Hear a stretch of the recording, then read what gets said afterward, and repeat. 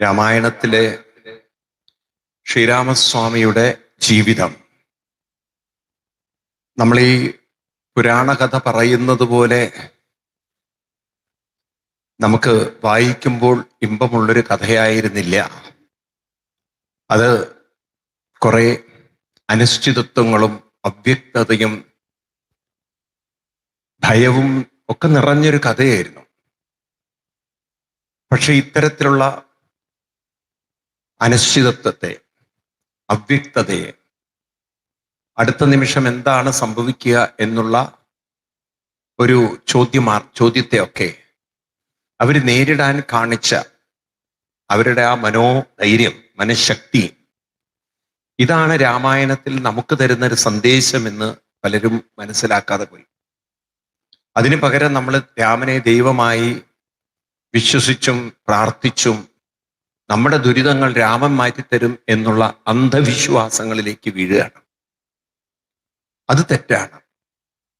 അപ്പൊ ഇവിടെ നമുക്ക് രാമഭക്തി എന്ന് പറയുന്നത് മനസ്സിന്റെ ശക്തി എന്നാണ്. കാര്യം ഹിന്ദുമതം പഠിപ്പിക്കുന്നത് എന്താണെന്ന് ഹിന്ദുക്കൾ അറിയാതെ പോയി. നമ്മൾ ഈ ഹിന്ദുമതം എന്ന് പറയുന്ന വാക്ക് അത് മനസ്സിലായാലേ, അടിസ്ഥാനമായി മനസ്സിലായാലേ നിങ്ങൾക്ക് രാമായണം മനസ്സിലാവും. ഹിന്ദുമതം എന്താണെന്ന് മനസ്സിലായില്ലെങ്കിൽ ഇങ്ങനെ രാമായണം മനസ്സിലാവുക? ആദ്യം എന്താണ് ഹിന്ദുമതം എന്ന് നമ്മൾ പഠിക്കണം. അത് പഠിക്കാനാണ് നമ്മൾ രാമായണത്തെ ആധികാരികമായി ആഴത്തിൽ വിശകലനം ചെയ്യുന്നത്. നമുക്കിവിടെ പറഞ്ഞു നിർത്തിയ ഭാഗം സുഗ്രീവ വധം കഴിഞ്ഞ് സുഗ്രീവനെ വധിച്ച് അപ്പൊ നിങ്ങൾക്ക് ബോധമുണ്ട്, സുഗ്രീവനെ അല്ല വധിച്ചത്, ബാലിയാണ് വധിച്ചത്. അപ്പം ചിലപ്പോ ഉണ്ടല്ലോ, കേൾക്കുന്നവർക്ക് വലിയ ബോധമൊന്നും ഉണ്ടാവില്ല. അവർക്ക് ആരെ വധിച്ചാൽ എന്താ, മനസ്സിലായില്ലേ? അപ്പൊ അങ്ങനെ മൂളിപ്പോവും. അപ്പൊ നിങ്ങൾ ബോധത്തിൽ ഇരിക്കുന്നുണ്ട്, നിങ്ങൾ കറക്റ്റ് ചെയ്യുന്നുണ്ട്. ബാലി വധം കഴിഞ്ഞ് പിന്നീട് ആ ഒരു സമയത്ത് എല്ലാം ഒരു വേദനയുടെ രംഗമാണ്. ആർക്കും ഉൾക്കൊള്ളാൻ പറ്റുന്നില്ല. ഇവിടെ സുഗ്രീവനും ഭാര്യയെ കൊല്ലണ്ടിരുന്നു എന്നുള്ളൊരു വിഷമമുണ്ട്. കാരണം ഭാര്യയെ കൊന്നത് ഇത്തിരി കടന്നുപോയോ എന്നുള്ളൊരു വിചാരം സുഗ്രീവനും ഉണ്ട്. കാരണം സുഗ്രീവൻ വാസ്തവത്തിൽ ഭാര്യയെ കൊല്ലണം എന്ന് വിചാരിച്ചല്ല, കയ്യിലിരിപ്പിന് 2 കൊടുക്കണം. ഇവിടെ ഒരു ചോദ്യം ഭാര്യയും ചോദിക്കുന്നത്, താരയൊക്കെ ചോദിക്കുന്നത്, എന്തിനാണ് രാമൻ ഇങ്ങനെ തന്നോട് ഏറ്റുമുട്ടാത്ത ഒരാളോട് ഏറ്റുമുട്ടിയത്? പക്ഷെ അതിനുള്ള ഉത്തരം രാമൻ തന്നെ പറഞ്ഞു. സുഗ്രീവൻ തെറ്റ് ചെയ്യാത്ത ഒരാളെ നിങ്ങൾ ശിക്ഷിക്കുന്നതും അയാളുടെ പത്നിയെ അയാളുടെ സമ്മതമില്ലാതെ പിടിച്ചു വെക്കുന്നതും ഒക്കെ ഒരു രാജാവ് എന്ന നിലയിൽ ചെയ്യുന്നതൊട്ടും ശരിയല്ല. ഒരു ഉത്തരവാദിത്വം ചെയ്യുമ്പോൾ നിങ്ങൾ ചെയ്യുന്നത് ശരിയല്ല. കാരണം കുറച്ച് ധാർമ്മികത ആ രാജാവിന് ഉണ്ടാവണം. അത് ചെയ്യാത്തത് കൊണ്ട് നിങ്ങൾ ഒരുതരം മൃഗബുദ്ധി കാണിച്ചത് കൊണ്ടാണ് നിങ്ങളെ ഇങ്ങനെ എനിക്ക് നേരിടേണ്ടായി വന്നത്. ഏതായാലും ബാലിയൊക്കെ വധം ചെയ്തപ്പോൾ ആ താര പറഞ്ഞു, ഒരു അസ്ത്രമെടുത്ത് എൻ്റെ നെഞ്ചിലേക്ക് മെയ്യണം എന്നൊക്കെ പറഞ്ഞപ്പോൾ അവിടെ നമ്മൾ ഇനി കാണുന്നത് താരോപദേശം എന്ന അതിഗംഭീരമായൊരു ഭാഗമാണ്. ഇത് 730-ാം ശ്ലോകം മുതൽ നിങ്ങൾക്ക് രാമായണത്തിൽ കാണാം. ഇത് പഠിച്ചാൽ നിങ്ങൾക്ക് ഹിന്ദുമതം എന്താണെന്ന് മനസ്സിലാവും. ഈ താരോപദേശം, ഹിന്ദുമതം മനസ്സിലായാലേ നിങ്ങൾക്ക് ആത്മീയത ഇതൊക്കെ മനസ്സിലാവും. അപ്പൊ നിങ്ങൾക്ക് കുറെ കൂടി വ്യക്തമാവും എന്തിനാണ് നമ്മൾ ജീവിക്കുന്നത്, എന്താണ് ജീവിതത്തിൽ നേടേണ്ടത് എന്നത്. നോക്കാം നമുക്ക്. ഞാൻ പറയുന്ന ശ്ലോകം നിങ്ങൾക്ക് കിട്ടിയെന്ന് കരുതുന്നു. 730 ഞാൻ പറയുന്നത് കിഷ്കിന്ധകാണ്ഡമാണ്. എന്തിനു ശോകം വൃതാത്തവ കേൾക്ക നീ, ബന്ധമില്ലേതോമിതിന്നോ മനോഹരേ. നിന്നുടെ ഭർത്താവു ദേഹമോ ജീവനോ, ധന്യേ പരമത്തമെന്നോട് ചൊല്ലു നീ. പഞ്ചഭൂതാത്മകം ദേഹമേറ്റം ജഡം, സഞ്ചിതം ത്വങ്മാംസരക്താസ്തി കൊണ്ടൊടോ. നിശ്ചേഷ്ട കാഷ്ടതുല്യം ദേഹമോർക്ക നീ, നിശ്ചയമാത്മാവു ജീവൻ നിരാമയൻ. ഇല്ല ജനനം മരണവുമില്ല കേൾ, അല്ലലുണ്ടായികതു നിനച്ചേതുമേ. നിൽക്കയുമില്ല നടക്കയുമില്ല കേൾ, ദുഃഖ വിഷയമല്ലതു കേവലം, സ്ത്രീ പുരുഷ ക്ലീബഭേദങ്ങളുമില്ല, താപശീപാദിയുമെന്നിൽ മില്ലെന്നറിയുക നീ. സർവകൻ ജീവനേകൻ പരനദ്വയൻ, അവ്യയൻ ആകാശതുല്യനലേപകൻ, ശുദ്ധമായി നിത്യമായി ജ്ഞാനാത്മകമായ തത്വാർത്ഥമെന്തെന്നു തത്വമോർത്തെന്തു ദുഃഖത്തിനോ കാരണം എന്നാണ്, ഇത്രയും ആണ് പറയുന്നത്. അപ്പൊ ഇവിടെ നമ്മൾ ആദ്യം ഹിന്ദുമതം എന്താണെന്ന് പഠിക്കണം. എന്താണ് ഹിന്ദുമതം? ഹിന്ദുമതം എന്നാൽ അധ്യാത്മ സംസ്കാരം പഠിപ്പിക്കുന്ന മതമാണ് ഹിന്ദുമതം. ആ വാക്ക് ഞാൻ ഒരിക്കൽ കൂടി നിങ്ങളുടെ മുന്നിൽ അവതരിപ്പിക്കണം. അധ്യാത്മം. ഈ വാക്ക് ഒരിക്കലും നിങ്ങൾ മറന്നു പോരുത്. എന്താണ് അധ്യാത്മം എന്ന് പറയുന്നത്? അധ്യാത്മം എന്ന വാക്കിന്റെ അർത്ഥം എന്താണ്? അതൊക്കെ നിങ്ങൾ മനസ്സിലാക്കാതെ നിങ്ങൾ രാമായണം വായിച്ചിട്ടും കാര്യമില്ല. രാമായണം വെറുതെ വായിക്കാനുള്ള, അത് അർത്ഥം മനസ്സിലാക്കി വായിക്കണം. അപ്പൊ അടിസ്ഥാനം ചിലത് നമുക്ക് വേണം. അധ്യാത്മമാണ്, അധ്യാത്മ സംസ്കാരമാണ് ഹിന്ദുമതം. എന്താണ് അധ്യാത്മ സംസ്കാരം?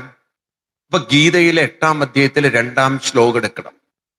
ഈ അധ്യാത്മം എന്നുള്ള വാക്കിന്റെ അർത്ഥം പഠിക്കണം. ഇതൊന്നും നമ്മൾ ഹിന്ദു സമൂഹം പഠിച്ചിട്ടില്ല. ആരും പറഞ്ഞു തന്നിട്ടില്ല, ആരും മനസ്സിലാക്കി തന്നിട്ടില്ല. നമ്മൾ ഈ തത്തമ്മേ പൂച്ച പൂച്ച എന്നുള്ള രീതിയിൽ അങ്ങനെ പോവുകയാണ്. ഒരു കാര്യം മനസ്സിലാക്കിക്കൊണ്ട് നിങ്ങൾ എന്ത് പഠിക്കുന്നു അത് നിങ്ങൾക്ക് പ്രയോജനം ചെയ്യും. കാരണം നിങ്ങളുടെ വ്യക്തിത്വത്തിൽ അത് പരിവർത്തനം ഉണ്ടാക്കും. അല്ലെങ്കിൽ നിങ്ങൾ നോക്കൂ, ഇത്രയും കാലം നിങ്ങൾ രാമായണം വായിച്ചിട്ട് എന്തെങ്കിലും ഒരു ചോദ്യം രാമായണത്തെക്കുറിച്ച്, ഞാൻ കഥയെ സംബന്ധിച്ചല്ല, കഥ എല്ലാവർക്കും സംശയങ്ങൾ വരാം, കഥ എല്ലാവർക്കും ഓർമ്മയിൽ നിൽക്കണമെന്നില്ല. അതില് തത്വത്തെ സംബന്ധിച്ചൊരു ചോദ്യം വരുമ്പോൾ അതിന് പോലും നമുക്ക് ഉത്തരം പറയാൻ സാധിക്കുന്നില്ലെങ്കിൽ, നമുക്ക് വ്യക്തതയില്ലെങ്കിൽ, ഈ രാമായണം നിങ്ങൾ വായിച്ചിട്ട് എന്താ കാര്യം? നിങ്ങൾ എന്തിനാ രാമായണം? നിങ്ങൾക്ക് തോന്നുന്നുണ്ട് ഒരു രാമൻ ജീവിച്ചിരുന്നു, ഒരു രാമൻ ജീവിച്ചിരിക്കേണ്ട രാമൻ നിങ്ങളെ രക്ഷിക്കുന്നു? അത് അന്ധവിശ്വാസമാണ്. നിങ്ങളൊന്ന് ചുറ്റുപാട് നോക്ക്. ചില സത്യങ്ങൾ മനസ്സിലാക്കാനുള്ള ചുറ്റുപാട് നോക്ക്. അപ്പൊ നിങ്ങൾക്ക് കുറെ അന്ധവിശ്വാസം പോകും. കുറെ അന്ധവിശ്വാസം മാറാൻ നിങ്ങളൊന്ന് തുറന്ന് ചിന്തിക്കണം. അതായത് ബ്രാഹ്മണനെ നിർവചിക്കുന്ന ഒരു ശ്ലോകമുണ്ട് മുണ്ടകോപനിഷത്തിന്. ഹൂ ഈസ് എ ബ്രാഹ്മൺ എന്നുള്ളത്. അവിടെ പറയുന്നത് പരീക്ഷ ലോകാൻ കർമ്മജിതാൻ ബ്രാഹ്മണ നിർവേദമായ അസ്ത്യകൃതകൃതേന. അതായത് ഒരു ബ്രാഹ്മണൻ എന്ന് പറയുന്നത് വിശാലമായി ചിന്തിക്കുന്ന ഒരാളായിരിക്കണം. വിശാലത. അയം പരനിജോ വ്യക്തി ഗണന ലഘുചേതസ ഉദാരചരിതാനത്തു വസുദൈവ കുടുംബം. നമ്മൾ വിശാലമായി ചിന്തിക്കുക. അപ്പൊ നമ്മൾ നോക്കുമ്പോൾ ഒരു യാഥാർത്ഥ്യം നിങ്ങൾക്ക് മനസ്സിലാവും. എന്താണ്? ഇപ്പൊ നമ്മുടെ പൂർവികന്മാര് കുറെ പേരുണ്ടായിരുന്നു. എല്ലാവരും ഇവിടെ ഇരിക്കുന്നവർക്കൊരു മുത്തശ്ശൻ ഉണ്ടാവും, മുത്തശ്ശി ഉണ്ടാവും. ഇല്ലാത്തവരായിട്ട് നിങ്ങൾക്ക് ഉണ്ടാവില്ലല്ലോ. അവരില്ലാതെ നിങ്ങളുണ്ടാവില്ല എന്ന് ഉറപ്പല്ലേ? അവർക്കും ഉണ്ടാവും ഒരു അച്ഛനും അമ്മയും, അവർക്കും ഉണ്ടാവും ഒരു അച്ഛനും അമ്മയും. ഉണ്ടാവുമോ? അങ്ങനെ നമ്മൾ നോക്കിക്കഴിഞ്ഞാൽ ഇവിടെ ഇപ്പോൾ ഉള്ളവര്, ഇപ്പൊ നമ്മുടെ ഗവൺമെന്റ് നമ്മുടെയൊക്കെ പ്രിന്റ്, കണ്ണിന്റെ പ്രിന്റ്, മുഖത്തിന്റെ ഒക്കെ ഡാറ്റ എടുത്തു വെച്ചിട്ട് അങ്ങനെയാണല്ലോ നമുക്ക് ആധാർ കാർഡ് പോലുള്ള തന്നിട്ടുള്ളത്. ആണോ? ഈ ഭൂമിയിലുള്ള 800 കോടി ജനങ്ങളിൽ ഒരു 600 കോടി ജനങ്ങളുടെയും ഡാറ്റ ഗവൺമെന്റിന്റെ, ഓരോ ഗവൺമെന്റിനും കയ്യിലുണ്ട്. ഞാൻ പറയുന്നത് ഇന്ത്യ ഗവൺമെന്റിന്റെ മാത്രമല്ല, ചൈന ഗവൺമെന്റ് അവിടുത്തെ ഉണ്ട്, അമേരിക്കയിലുണ്ട്, യൂറോപ്പിലുണ്ട്. ഉണ്ടോ? അപ്പൊ ഈ ഒരു ഡാറ്റ വെച്ച് നോക്കുമ്പോൾ ഒരു കാര്യം മനസ്സിലാവുന്നത്, മരിച്ചവരുടെ ഒന്നും ആ തംപ്രിന്റും മുഖത്തിന്റെ പ്രിന്റും ഉള്ള അതേപോലെ ഒരു വ്യക്തി പിന്നെ വന്നിട്ടില്ല. എന്താ പറഞ്ഞത്? ഈ തംപ്രിന്റുകളും മുഖത്തിന്റെ അടയാളമൊക്കെ ഉള്ളവര് ഇതുവരെ പറയും വന്നിട്ടില്ല. അതായത് ഇപ്പൊ നമ്മുടെ പൂർവികര് മരിച്ചു പോയവരൊന്നും ഇനി അതേ രൂപത്തിൽ ഒരിക്കലും വരികയില്ല. ഇത് യാഥാർത്ഥ്യമാണോ? ഇത് ഉൾക്കൊള്ളാൻ പറ്റുമോ? അങ്ങനെയാണെങ്കിൽ കൃഷ്ണൻ ഇനി അതേ രൂപത്തിൽ വരുമോ? ഇനി ആ തംപ്രിന്റും ആ മുഖഭാവമായിട്ട് ഇനി ഒരിക്കലും കൃഷ്ണൻ വരില്ല, സംഭവിക്കില്ല. അത് അതേപോലെ രാമന്റെ ആ തംപ്രിന്റും രാമന്റെ മുഖഭാവമായിട്ട് രാമൻ വരുമോ? എന്താ നിങ്ങൾ പറയാത്തത്? വരുമോ? വരില്ല. ഇനി അങ്ങനെ സംഭവിക്കാൻ പോകുന്നില്ല. അപ്പൊ അങ്ങനെയുള്ള ഒരു രാമൻ നമ്മളെ രക്ഷിക്കുന്നു വിചാരിക്കുന്നതിൽ എന്താ അർത്ഥമുള്ളത്? അങ്ങനെയുള്ള ഒരു കൃഷ്ണൻ നമ്മളെ രക്ഷിക്കുന്നു വിചാരിക്കുന്നതിൽ എന്താ അർത്ഥമുള്ളത്? കാരണം ആ രാമശരീരം പോയി കഴിഞ്ഞു. അങ്ങനെയല്ലേ രാമായണത്തിൽ അവതരിപ്പിക്കുന്നത്. രാമൻ അവസാനം സരയൂ നദിയിലിറക്കി പോയി ശരീരം ഉപേക്ഷിച്ച കഥയാണ് രാമായണത്തിൽ പറയുന്നത്, ആണോ? ഇതുപോലെയാണ് കൃഷ്ണനും ശരീരം ഉപേക്ഷിച്ചു, കത്തിച്ചു കളഞ്ഞു എന്നാണ് ഭാഗവത്തിൽ പറയുന്നത്. ഇവരൊക്കെ ശരീരം ഉപേക്ഷിച്ചിട്ടുണ്ടെങ്കിൽ നമ്മൾ ഇവരെ ആരാധിക്കുന്നത് ഇവരെ ദൈവമായി കാണാനല്ല. അതാണ് നമുക്ക് ഹിന്ദുക്കൾക്ക് പറ്റിയ തെറ്റ്. മറിച്ച് അധ്യാത്മ വികാസമാണ്. എന്താണ് അധ്യാത്മം? അതാണ് ഗീതയിലെ 8-ാം അധ്യായത്തിലെ 2-ാം ശ്ലോകം നിങ്ങൾ പഠിക്കണം. 2-ാം അധ്യായത്തിൽ 2-ാം ശ്ലോകം എന്താ അവിടെ പറയുന്നത്?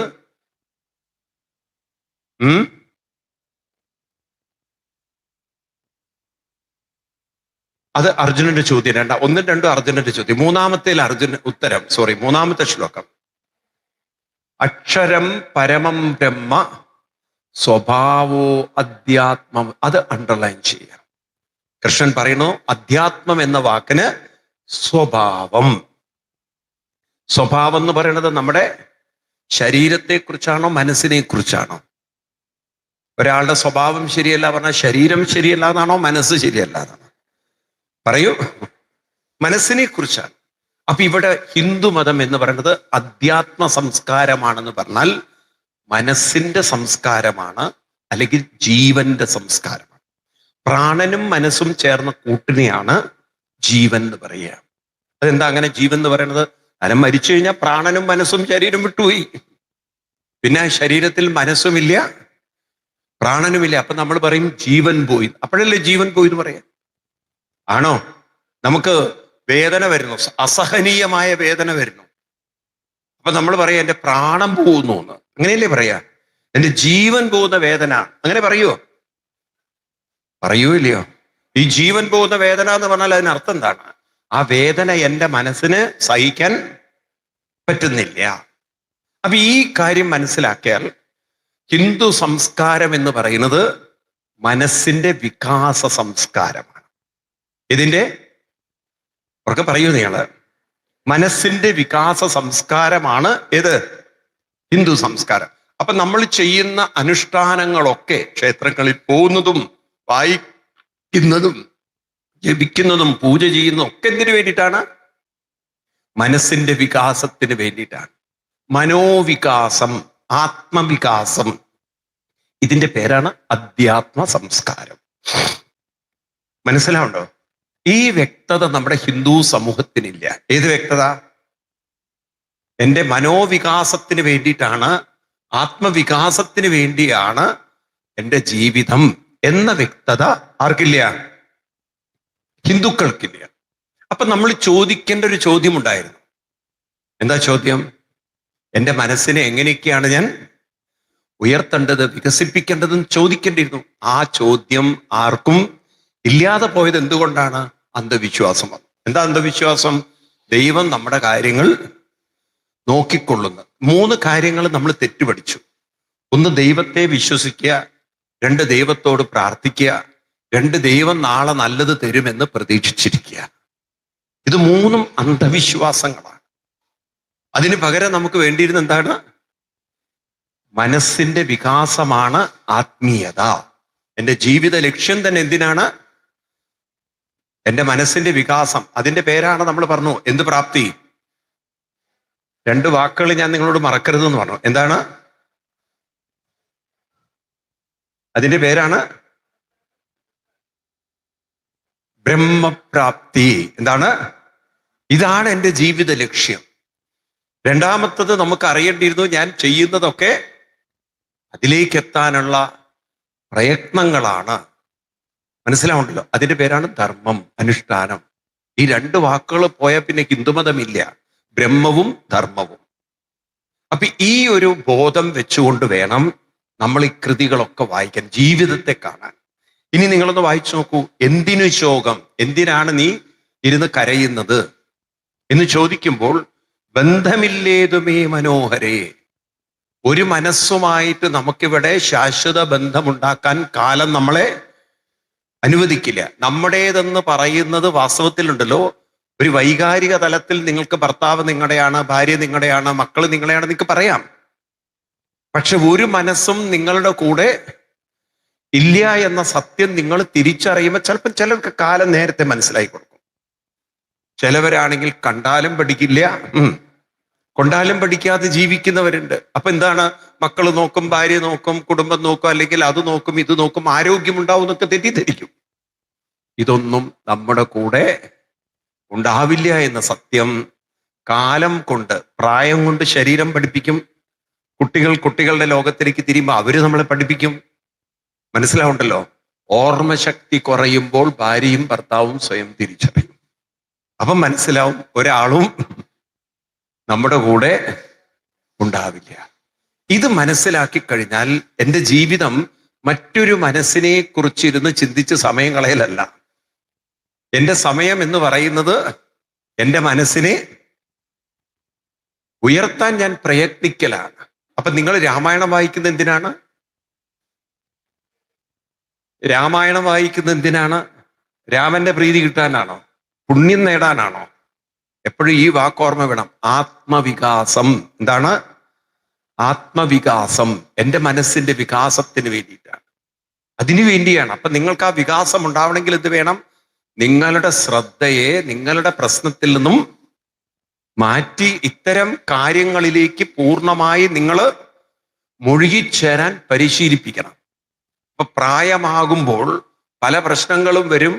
അതൊന്നും നമ്മളെ അലട്ടാതിരിക്കാൻ അത്തരം കാര്യങ്ങളിലേക്ക് ശ്രദ്ധ പോവാതെ ഒരു അനുഷ്ഠാനത്തിൽ തന്നെ പിടിച്ചു നിൽക്കുക. നിങ്ങൾ ഭീഷ്മരെ കുറിച്ചൊക്കെ ഒന്ന് ആലോചിച്ച് നോക്കൂ.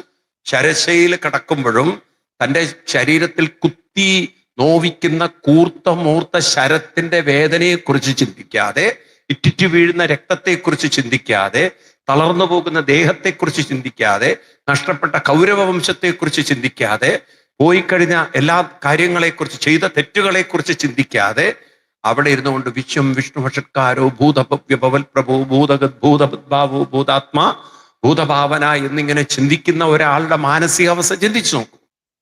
അതുപോലെ നമ്മുടെ മനസ്സിനെ ആക്കി തീർക്കാൻ കുറച്ചെങ്കിലും നമുക്ക് സാധിച്ചാൽ നമ്മുടെ ജന്മം സഫലമായി, ധന്യമായി, പൂർണ്ണമായി, കൃതാർത്ഥമായി. ഉണ്ടോ ഇല്ലയോ?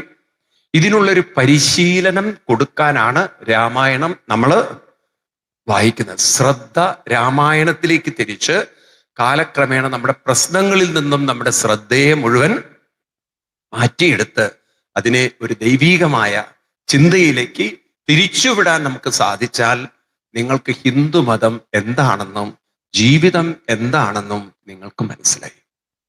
അല്ലാത്തവർക്കൊന്നും ഹിന്ദുമതം എന്താണെന്നോ ജീവിതം എന്താണെന്നോ ഒരെത്തും പിടിയും കിട്ടാത്തവർ, വെറുതെ ഹിന്ദുവായി ജനിച്ച് ജന്തുവായി ജീവിച്ച് എന്തൊക്കെയോ ചെയ്തു തീർത്തു. എന്തിനാ ജീവിക്കണത്? അവൻ നോക്കണില്ല. പേരട്ട ജന്മം പോയി. എന്ത് കാര്യമുണ്ട് ആ ജന്മം കൊണ്ട്? അവരിവരും കുറ്റം പറഞ്ഞ് അവരിവരും നോക്കുന്നില്ല എന്നുള്ള പരിഭവം പറയുന്നവർക്ക് എന്ത് ഹിന്ദു ജന്മം? അവര് വിചാരിച്ചത് ആരൊക്കെയോ എന്നെ നോക്കുന്നതാണ് ജന്മം എന്നാണ്. അതാണ് ഇവിടെ പറഞ്ഞു കൊടുക്കുന്നത്. നിന്റെ ഭർത്താവ് ദേഹമോ ദേഹിയോ? നിന്റെ ഭർത്താവ് ഈ ദേഹം എന്നും ഉണ്ടാവുമോ? ദേഹി നിന്റെ കൂടെ ഉണ്ടാവുക. തന്നെ പരമാർത്ഥം എന്നോട് ചൊല്ലു നീ. ഈ ദേഹം എന്താണ്? പഞ്ചഭൂതാത്മകം ദേഹം. നോക്കൂ, അതാണ് ഭാരതത്തിന്റെ പൂർണ്ണമായ വ്യക്തമായ ബോധ്യം. എന്താ പഞ്ചഭൂതാത്മകം എന്ന് പറഞ്ഞാൽ അർത്ഥം എന്താണ്? ഇത് സയൻസാണ് പഠിപ്പിക്കുന്നത്. എനർജിയാണ് ശരീരം, പ്രപഞ്ചോർജമാണ് ശരീരം എന്ന് പറഞ്ഞാൽ പ്രപഞ്ച ശക്തികളിൽ നിന്നും രൂപപ്പെട്ടതാണ്. അച്ഛനും അമ്മയും തന്നതാണ് നല്ല പറയുന്നത്. ഇത് പഞ്ചഭൂതാത്മകം ദേഹം എന്ന് പറഞ്ഞാൽ എന്താ അർത്ഥം? ഇത് വന്നിരിക്കുന്നത് പഞ്ചഭൂതങ്ങളിൽ നിന്നാണ്, നിലനിൽക്കുന്നതും പഞ്ചഭൂതത്തിലാണ്, തിരിച്ചു പോകുന്നതും പഞ്ചഭൂതത്തിലേക്കാണ്. സത്യത്തിൽ നിങ്ങളൊക്കെ ഉണ്ടല്ലോ നമ്പർ 1 നുണ പറയുന്നവരും കൂടിയാണ്. നുണ പറയുന്നവരാ മനുഷ്യര്, ഞാനടക്കം. അപ്പൊ നിങ്ങളോട് ചോദിക്കാണ്, ഭർത്താവിനെ നിങ്ങൾക്ക് ഇഷ്ടമാണോ? ഞാൻ ചോദിക്കണം, സത്യസന്ധമായ ഉത്തരം പറയണം. കാലൻ നിങ്ങളുടെ മുന്നിൽ വന്നു. ആര്? കാലൻ. നിങ്ങളോട് ചോദിക്കുകയാണ്, നിങ്ങൾക്ക് ശ്വസിക്കാനുള്ള വായു വേണോ ഭർത്താവിന് വേണോ? രണ്ടിലൊന്നും എടുത്തോളണം. ഞാൻ സത്യസന്ധമായിട്ട് ചോദിക്കുക, നിങ്ങളോട് നുണയല്ല ചോദിക്കുന്നത്. ഉള്ളിത്തട്ടി നിങ്ങൾ ഒറ്റ ഉത്തരവേ ഉള്ളൂ. നിങ്ങളുടെ ഭർത്താവിനെ വേണോ പ്രാണവായു വേണോ? ഏത് മതി? എന്നിട്ട് നിങ്ങൾ പറയാ എനിക്ക് നിങ്ങളെ ജീവനോളം ഇഷ്ടമാണ്. നുണയല്ലേ പറയുന്നത്? നുണയല്ലേ പറയുന്നത്? ഇതൊക്കെയാണ് നമ്മൾ ചിന്തിക്കുന്നില്ല. മനസ്സിലാവുണ്ടല്ലോ. ഒരു കഥ പറയും, നിങ്ങൾക്ക് വേണ്ടി പറയുകയാണ്. ഒരു ക്രിസ്ത്യൻ തമാശയിൽ പറയുന്നതാണ്. അപ്പൊ എന്താന്ന് വെച്ചാല് പള്ളിയിൽ ആൾക്കാർ കുറഞ്ഞു. ഇപ്പൊ ഈ പിള്ളേർക്കൊക്കെ മൊബൈൽ വന്നപ്പോൾ പള്ളിയിൽ ആളില്ല. ഇപ്പൊ അടുത്ത കാലത്ത് മുസ്ലിങ്ങൾക്ക് ഈ പ്രശ്നങ്ങൾ ഉണ്ടായി. എന്താന്ന് വെച്ച് കഴിഞ്ഞാൽ ഈ ഫുട്ബോളുകൾ മുസ്ലിങ്ങളെ സംബന്ധിച്ച് ഭ്രാന്താണ്. എല്ലാവരും മെസ്സി, എംബാപ്പെ. എന്റെ ദൈവം, ഈ പിള്ളേർക്ക് അവരുടെ പേര് മാത്രമേ അറിയുള്ളൂ. ഇവരിതിൽ പെട്ടുപോയി. അപ്പൊ ഇവരൊക്കെ രാവിലെ പുലർച്ചയ്ക്ക് ഇരുന്ന് ഇന്ത്യയിൽ കളിയൊക്കെ 3 മണിക്കാണ് തുടങ്ങുന്നത്. എല്ലാം രാവിലെ പുലർച്ചയ്ക്ക് കളി കാണായിരുന്നു. മദ്രസയിൽ ആളില്ല. കാരണം ഈ മദ്രസയിൽ വരുന്ന പിള്ളേരൊക്കെ ഉറക്കം നോക്കിയിരിക്കുകയാണ്. ഈ മുസ്ലിയാമാരൊക്കെ അലറാൻ തുടങ്ങി, ഇതേ ഫുട്ബോൾ കാണരുത്, അത് ഹറാമാണ്. എന്ത് ഹറാം? അവസാനം മുസ്ലിയാമാരാണ് ഹറാമാരവർക്ക്. ഇവർക്ക് ഭ്രാന്ത് കയറി ഫുട്ബോൾ കളി. നിങ്ങൾ ആ മലപ്പുറത്തൊക്കെ ആ സമയം ഞാൻ പോയിട്ടില്ല. ഞാനിങ്ങനെ ഓരോ മെസ്സേജുകൾ ഇങ്ങനെ ഓരോരുത്തർ അയച്ചു തരും. എനിക്ക് എന്ത് വലിയ വലിയ കട്ടൗട്ടുകളാണ് വെച്ചിരിക്കുന്നത്. എന്തൊരു ഭ്രാന്തായിരുന്നു. ഈ പാലക്കാടും പല ഭാഗത്ത് കണ്ടു മെസ്സി ഗിസ്സിയൊക്കെ. എന്താ റൊണാൾഡോയുടെ കട്ടൗട്ട്, എന്താ ഓരോ കട്ടൗട്ട്. ഇന്നലെ ഒരു കുട്ടി, ഞാൻ അവിടെ ഇരിക്കും, കൊച്ചു കുട്ടി ചോദിക്കാണ്, സ്വാമിജി ഏത് ഫാനാണെന്ന്. ഞാൻ ആ തമാശയിട്ട് പറഞ്ഞു ബജാജിന്റെ ആണെന്ന്. പിന്നെ എനിക്ക് മനസ്സിലായി. അപ്പൊ ആ കുട്ടി അങ്ങനെ ഒരു കളിക്കാരല്ലല്ലോ എന്ന്. അപ്പം അവരൊക്കെ ഈ ലോകത്തിലാണ്. എന്നിട്ട് പറയാണ്, ഇവൻ എനിക്ക് 50 രൂപ തരാണ്ട് ഞാൻ മെസ്സി തോൽക്കുന്നു വെച്ചാണെന്ന്. നോക്കൂ, അവരുടെ ഇടയിൽ ഇപ്പോഴും ഈ ലോകത്തിൽ അവർ ജീവിക്കുന്ന, പ്രസവിച്ചിട്ട് 6 മാസമായിട്ടുണ്ടോന്ന് എനിക്കറിയില്ല. ആ സാധന ചിന്തിക്കുന്നത്. അത്രയും ചെറിയ കുട്ടികളാണ് മെസ്സിയും എംബാപ്പയും ഒക്കെ ചിന്തിക്കുന്നത്. അപ്പൊ ഇവിടെ ഈ പള്ളിയിൽ, ക്രിസ്ത്യൻ പള്ളിയിൽ ആളില്ല. അപ്പൊ അച്ഛൻ ഒരു കാര്യം പറഞ്ഞു, ഞാനൊരു അത്ഭുത പ്രാർത്ഥന ചെയ്യാൻ പോവാണ്. നിങ്ങളെല്ലാവരും വലിയൊരു അത്ഭുതം കാണാൻ പോവാണ്. അതെന്താണെന്നുള്ളത് അടുത്ത ഞായറാഴ്ച നിങ്ങൾക്ക് കാണാം. ആൾക്കാരുടെ ഇടയിൽ പ്രചരിപ്പിച്ചില്ല, ഈ അച്ഛൻ എന്തോ അത്ഭുതം കാണിക്കാൻ പോണു. പള്ളി നിറഞ്ഞൊഴുകി. ഹിന്ദുക്കളും കുറെ എണ്ണം പോയി. അവർക്ക് പിന്നെ വേറെ പണിയില്ലല്ലോ. എന്താ ഒരു അത്ഭുതം കാണാന്ന് വെച്ചിട്ട് അവിടെ ചെന്നപ്പോ അച്ഛൻ പറഞ്ഞു, നേരെ എല്ലാറ്റിനെയും ശവക്കല്ലറയ്ക്ക് കൊണ്ടുപോയി. ഇത് ഇവരുടെ സെമിത്തേരിക്ക് കൊണ്ടുപോയി. മരിച്ചു കിടക്കുന്ന ഒരാളെ ഞാൻ പുനർത്തെഴുന്നേൽപ്പിക്കാൻ പോവുകയാണ്. ഇയാൾ എന്ത് ചെയ്തു വെച്ചാൽ, ഒരു കല്ലറയുടെ അവിടെ നിന്നിട്ട് വെള്ളക്കടുത്ത് കയ്യിൽ വെച്ചിട്ട് പ്രാർത്ഥിക്കാൻ തുടങ്ങി.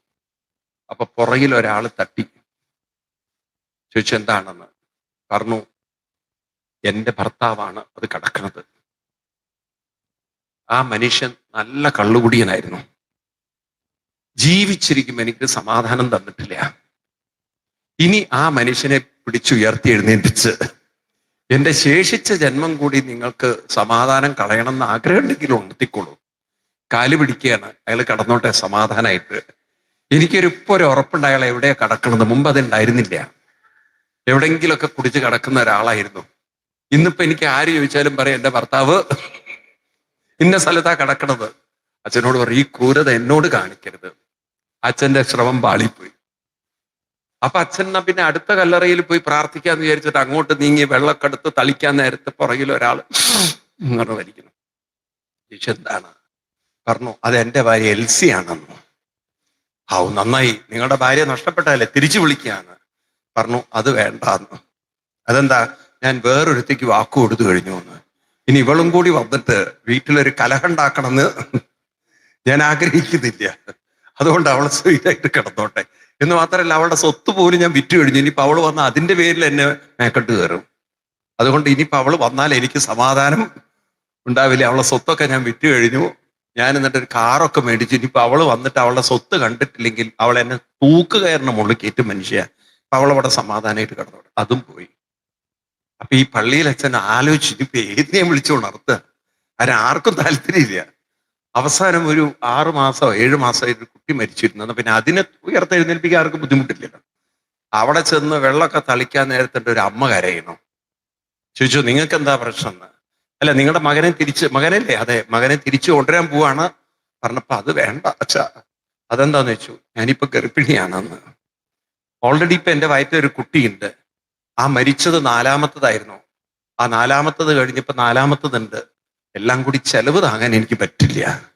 വലിയ വീട്ടിൽ ദാരിദ്ര്യമാണ്. ഇതിൽ മാത്രം ഭർത്താവിന് ദാരിദ്ര്യമില്ല, ഈ ഗർഭം ധരിക്കുന്നതിൽ മാത്രം. അതുകൊണ്ട് ഇനി ആ കുട്ടിയെ കൂടി നിങ്ങൾ വിളിച്ച് ഉണർത്തണ്ട എന്നൊക്കെ പറഞ്ഞ് അവസാനം പള്ളിയിൽ അച്ഛൻ നോക്കുമ്പോൾ ഒരാളെയും ഉയർത്താൻ ഒരാളെ സമ്മതിക്കുന്നില്ല. ഇതാണ് സത്യം. അണ്ടിയോട് അടുക്കുമ്പോഴേ, അല്ല മാങ്ങയോട് അടുക്കുമ്പോഴല്ല, എന്താ എങ്ങനെയാ പറയാ, അണ്ടിയോട് അടുക്കുമ്പോഴല്ലേ കറക്റ്റ് അല്ലേ?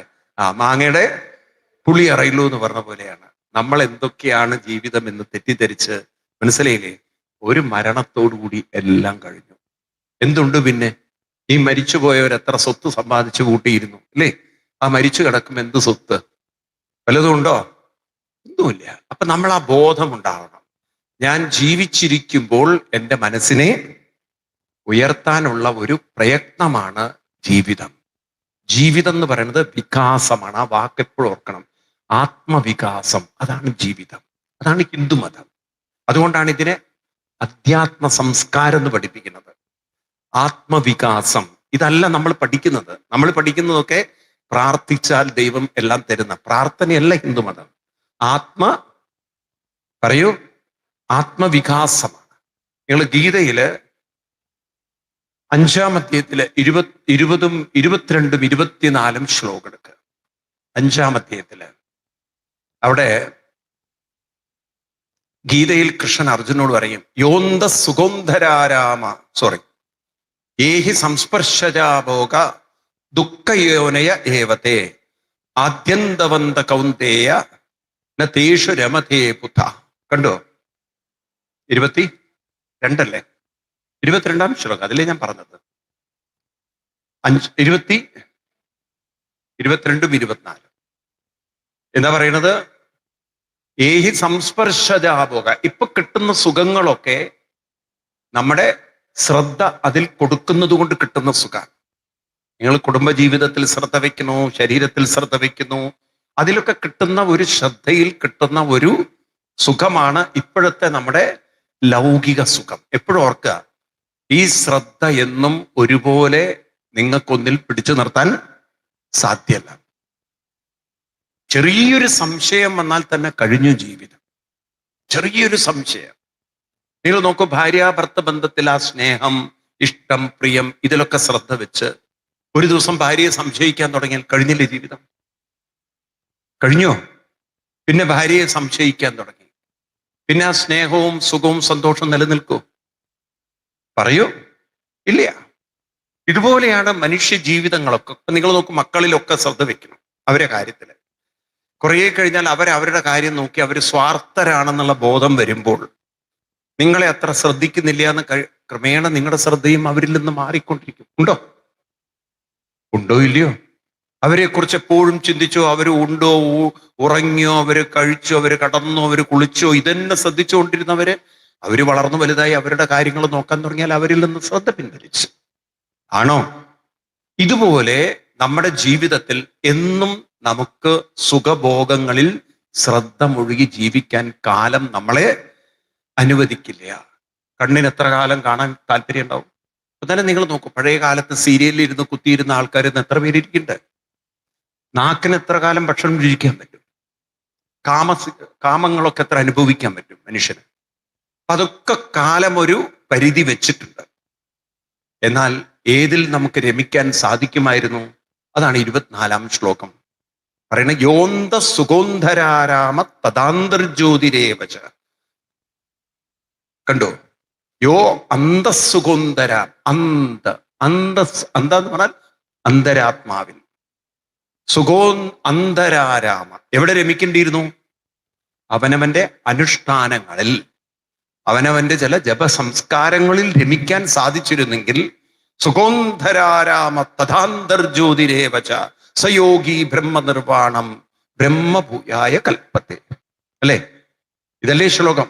അവനവന്റെ അന്തരാത്മാവിലേക്ക് വികസിക്കുന്ന സാധനാനുഷ്ഠാനങ്ങളിൽ ശ്രദ്ധ വെച്ചിരുന്നുവെങ്കിൽ ആത്മവികാസം മനുഷ്യർക്ക് ഉണ്ടാകുമായിരുന്നു. അപ്പൊ എന്തിനാണ് ഹിന്ദു ജീവിക്കുന്നത്? പറയൂ, നമ്മൾ സ്വർഗത്തിലേക്ക് പോവാനാണോ? ആത്മവികാസം. അന്തരാരാമ. എവിടെയാണ് അന്തരാരാമൻ? പുറത്താണോ അകത്താണോ? അവനവന്റെ അകത്ത്. അപ്പൊ അതിന് അനുഷ്ഠാനങ്ങൾ ചെയ്യുമ്പോൾ ബ്രഹ്മഭൂ എവിടേക്കാണ് എത്തുന്നത്? ബ്രഹ്മത്തിലേക്കാണ് എത്തുന്നത്. ഇതാണ് വികാസം എന്ന് പറയുന്നത്. അപ്പൊ ഇപ്രകാരം ഒരു വികാസം നമുക്കുണ്ടായാൽ ഇല്ല ജനനവും മരണവും. ഞാൻ പറഞ്ഞു, ജനനവും മരണവും ഇല്ല വാസ്തവത്തിൽ.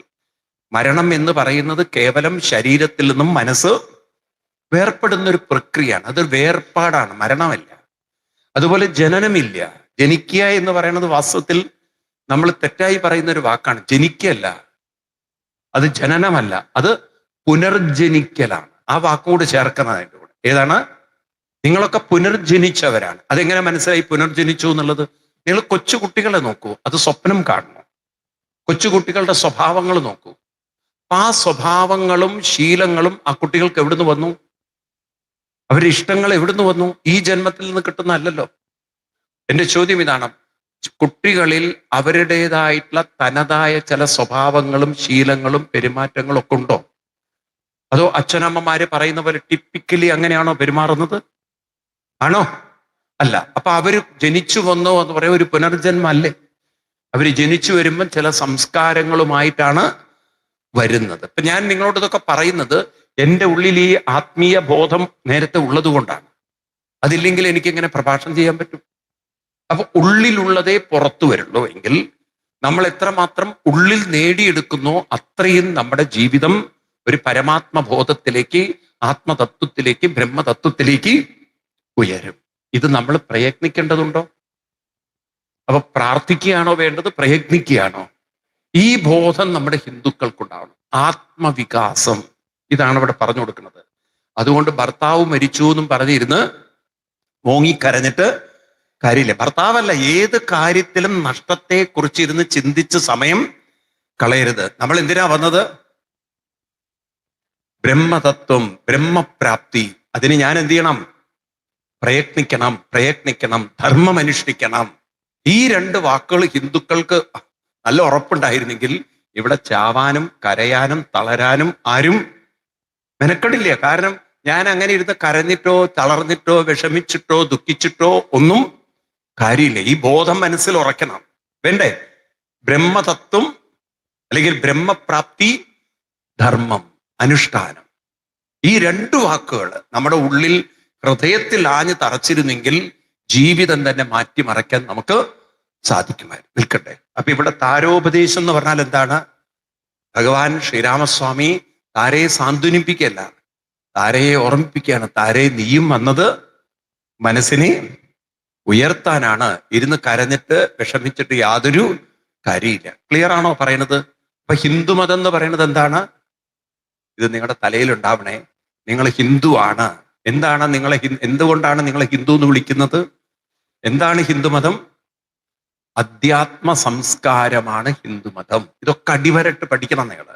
അധ്യാത്മ സംസ്കാരം. എന്താണ് അധ്യാത്മം? ഗീതയിലെ ശ്ലോകം ഓർത്തു വെക്കുക. എന്താണ് അധ്യാത്മം?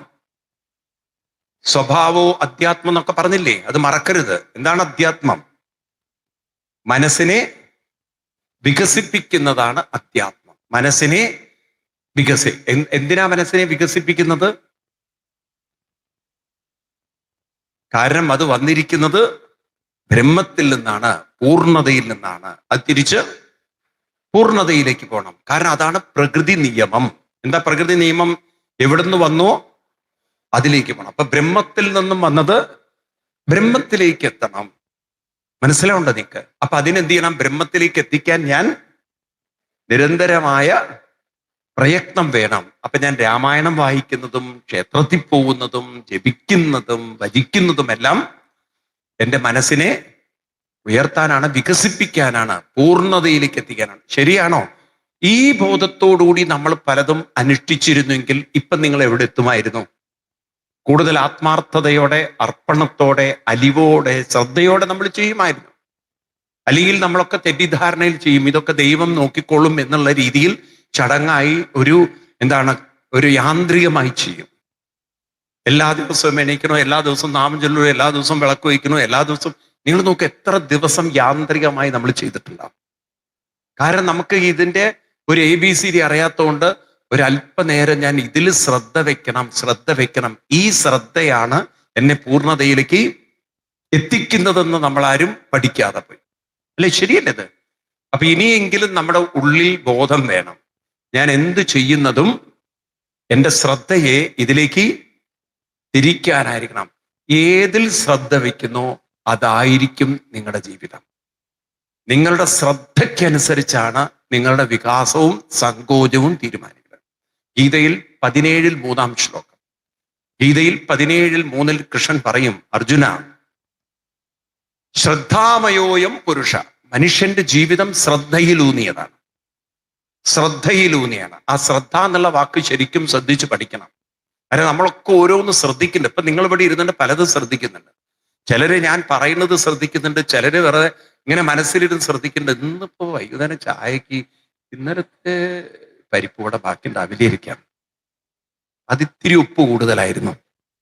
അപ്പൊ ഇന്നലെ കിട്ടിയ പരിപ്പ് വടയും മിനിയാന്ന് കിട്ടിയ ഉഴുന്നുവടയും ഇനിയിപ്പം അപ്പോഴും ആലോചിക്കും, ഇന്നലെ ഹനുമാൻ സ്വാമിയുടെ ഉഴുന്നുവട തീർന്നു.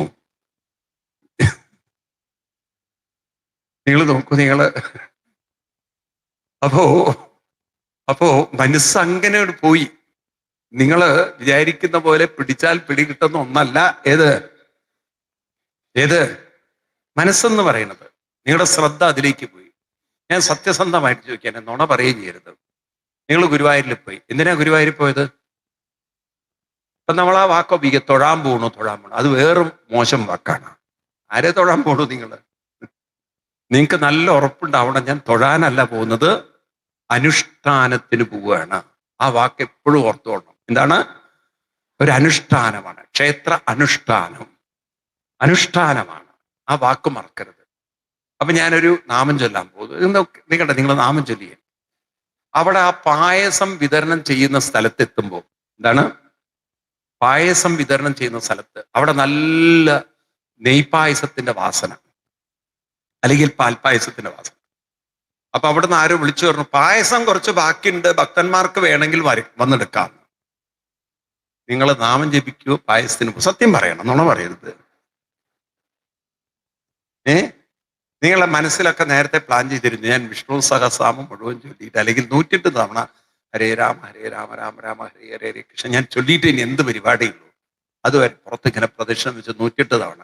ആ 108 ആവുന്നതിന് മുമ്പ് 40 ആയപ്പോഴേക്കും പാൽപ്പായസം ഇവിടെ ബാക്കിയുണ്ട്, ആർക്കെങ്കിലും ഭക്തന്മാർക്ക് വേണമെങ്കിൽ ഇപ്പൊ എടുക്കാമെന്ന്. നുണ പറയരുത്. അത് മുഴുമിപ്പിക്കാൻ നിൽക്കുവോ, ഇതിന് പോവോ? സത്യം പറയൂ, നുണ പറയരുത്. ഏതിലേക്കാ പോവുക? പായസത്തിലേക്ക് പോവും. അതന്നെയാ നമ്മൾ നേരെയാവാത്തത്. അപ്പൊ മനസ്സിലായി. കാരണം ശ്രദ്ധ ഇതിൽ പിടിച്ചു നിർത്താൻ നമുക്ക് കഴിയുന്നില്ല. അപ്പോഴേക്കും പായസത്തിന്റെ കൊതി വന്നു.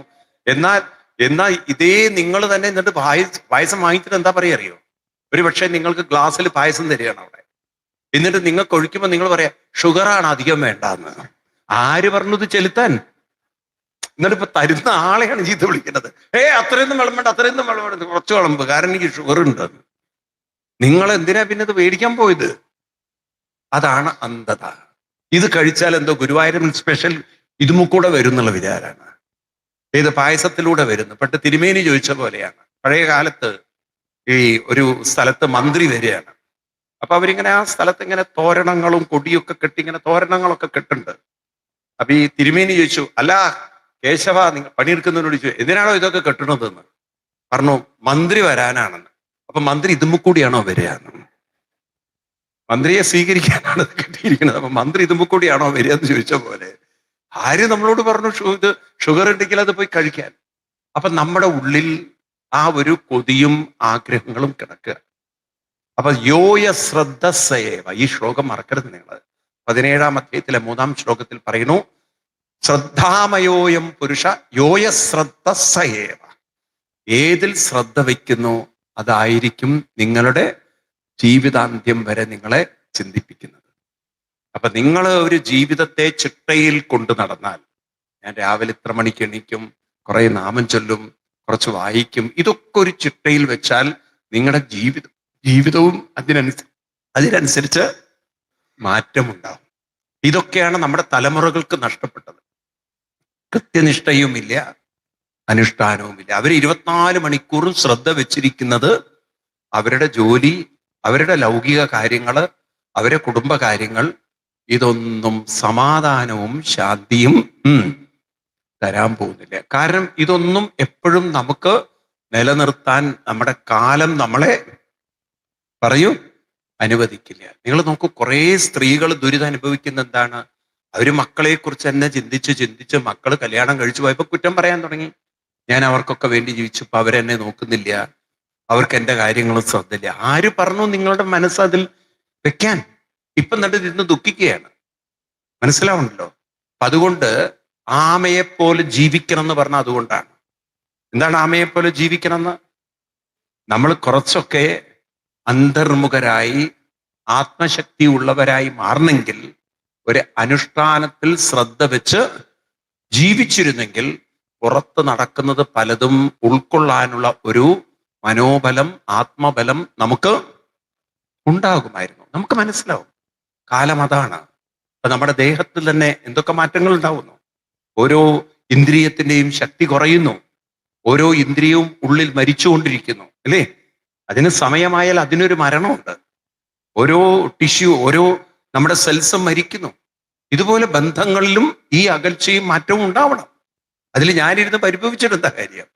അതെല്ലാം കാലത്തിന്റെ നിയോഗങ്ങളാണ്. ഇതിനെ മാറ്റാൻ ആർക്കും സാധ്യല്ല. അതിനെക്കുറിച്ചിരുന്ന് ചിന്തിച്ച് സമയം കളഞ്ഞിട്ടും കാര്യമില്ല. ആര് നമ്മളെ സമാധാനിപ്പിച്ചിരുന്ന നിങ്ങൾക്ക് പ്രശ്നം മാറുമോ?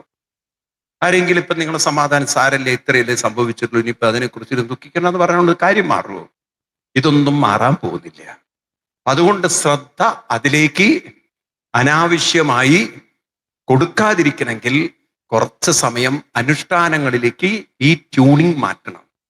നമ്മൾ ഫാനിന്റെ ഒക്കെ റെഗുലേറ്റർ കൂട്ടുന്നത് പോലെ നമ്മുടെ മനസ്സിന്റെ ട്യൂണിങ് നമ്മളൊന്ന് നമ്മുടെ അനുഷ്ഠാനങ്ങളിലേക്ക് തിരിച്ചുവിടാൻ കുറച്ച് സമയം ചെലവഴിച്ചാൽ നമുക്കും എളുപ്പത്തിൽ ദുരിതങ്ങളെ മറികടന്നു പോവാൻ സാധിക്കും. ഇത് ഇവിടെ പറഞ്ഞു കൊടുക്കുകയാണ്.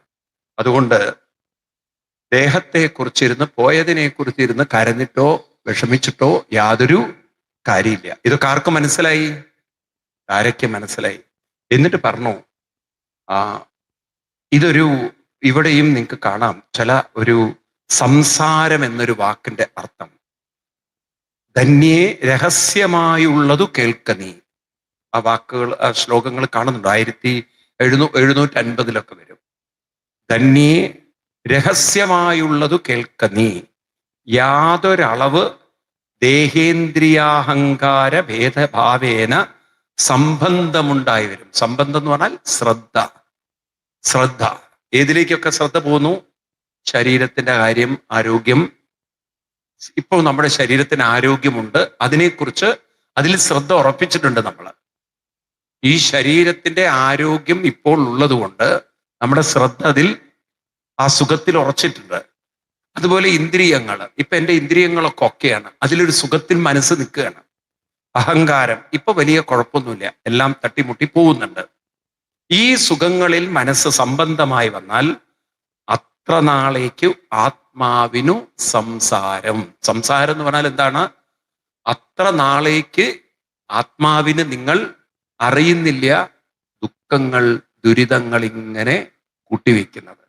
ഇന്നത്തെ സുഖങ്ങളൊക്കെ നാളത്തെ വേദനകളാണ്, ദുഃഖങ്ങളാണ്. കാരണം ഇന്ന് സുഖം തരുന്ന ഈ ശരീരം നാളെ എനിക്ക് സുഖം തരണമെന്നില്ല. ഇന്ന് ആരോഗ്യമുള്ള ഇന്ദ്രിയം നാളെ ആരോഗ്യം തരണമെന്നില്ല. ഇന്ന് എനിക്ക് സുഖം തരുന്ന എൻ്റെ കുടുംബ ജീവിതം നാളെ എനിക്ക് സുഖം തരണമെന്നില്ല. അപ്പൊ ഞാൻ ഇന്നത്തെ സുഖത്തിൽ ശ്രദ്ധ വെച്ചാൽ നാളെ അത് സുഖം തരാതിരുന്നാൽ ഞാൻ ഉള്ളിലിരുന്ന് അസ്വസ്ഥനായി നെഞ്ചു നീറി ശ്വാസം മുട്ടൽ അനുഭവപ്പെടും. കാരണം എന്താ അനുഭവപ്പെടാൻ കാരണം? ഞാൻ ഇന്നത്തെ സുഖം നാളെ നിലനിൽക്കുമെന്ന്, ഇന്നത്തെ സുഖം നാളെ നിലനിൽക്കുമെന്ന് തെറ്റിദ്ധരിച്ചു. ഞാൻ വിചാരിച്ചില്ലേ ഇന്നത്തെ സുഖം നാളെ അതുപോലെ നിൽക്കില്ല എന്നുള്ളത്. ശരിയാണോ ഞാൻ പറയുന്നത്? അപ്പൊ ഇന്ന് സുഖമുള്ളപ്പോൾ എൻ്റെ ഉള്ളിൽ ബോധം വേണം, ഇതെന്നും ഒരേപോലെ എൻ്റെ കൂടെ ഉണ്ടാവില്ല. മനസ്സിലാവുണ്ടല്ലോ? കൂടിയല്ല ജനിക്കുന്ന നേരത്തും കൂടിയല്ല മരിക്കുന്ന നേരത്തും മധ്യ ഇങ്ങനെ കാണുന്ന നേരത്ത് മത്സരിക്കുന്നതെന്തിനു നാം വൃഥ. കാലം അതാണ്. 2-4 ദിനം കൊണ്ടൊരുത്തനെ തണ്ടിലേറ്റി നടത്തുന്നതും ഭവാൻ. ഇതൊക്കെ നമ്മൾ കാണുമ്പോൾ മനസ്സിലാക്കി വെക്കണ്ടേ? ഇല്ലേ? ശരിയല്ലത്? അപ്പൊ ഈ തരത്തിൽ മനുഷ്യന്റെ ജീവിതം ഇന്ന് സുഖമുള്ളപ്പോൾ തന്നെ ഞാൻ ഈ സുഖത്തിൽ നിന്നും ശ്രദ്ധയെ അടർത്തിയെടുത്ത് എന്ത് ചെയ്യണം? അനുഷ്ഠാനങ്ങളിലേക്ക് തിരിച്ചു കൊണ്ടുപോകണം. അപ്പൊ ഈ സുഖം എന്നെ കാര്യമായി ബാധിക്കില്ല. അപ്പൊ നിങ്ങളൊക്കെ പശുവിന് വളർത്തിയത് എത്ര പേരുണ്ട്? കുറെ പേരുണ്ട്. അപ്പൊ ഈ പശു പ്രസവിച്ചു കഴിഞ്ഞാൽ കുട്ടി അതിന്റെ അകിട്ടിൽ നിന്ന് ഒരിക്കലും പോവില്ല.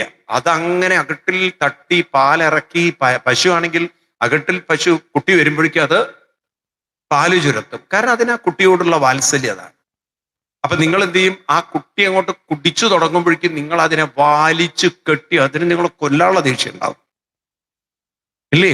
കാരണം അത് അതിന്റെ ആ ഒരു പാല് കുടിക്കുന്നതിന്റെ ഒരു സുഖത്തിലും രസത്തിലും നിൽക്കുമ്പോഴാണ് നിങ്ങൾ അതിനെ വലിച്ചു മാറ്റണത്. എന്നിട്ട് നിങ്ങൾ മുഴുവൻ പിഴുതെടുത്ത് പാവം ഒന്നുമില്ലാതെ ആ ശുഷ്കിച്ച അകട്ട് പോയിട്ട് ഇത് തട്ടിയും മുട്ടിയും പിന്നെ അതിന് ഈ പ്രതിഷേധിക്കാൻ കഴിവില്ലാത്തത് കൊണ്ട് അതിനെങ്ങാനും മനുഷ്യരൂപെടുത്ത് പ്രതിഷേധിക്കാൻ സാധിക്കുമായിരുന്നെങ്കിൽ ഒരുപക്ഷെ നിങ്ങൾ തീർത്തിട്ടുണ്ടാവും. അത് എനിക്ക് അവകാശപ്പെട്ട പാലിനെ നിങ്ങൾ കവർന്നെടുത്തു എന്നൊക്കെ പറഞ്ഞ് പ്ലീസ് നിങ്ങൾ ആലോചിച്ച് നോക്കൂ.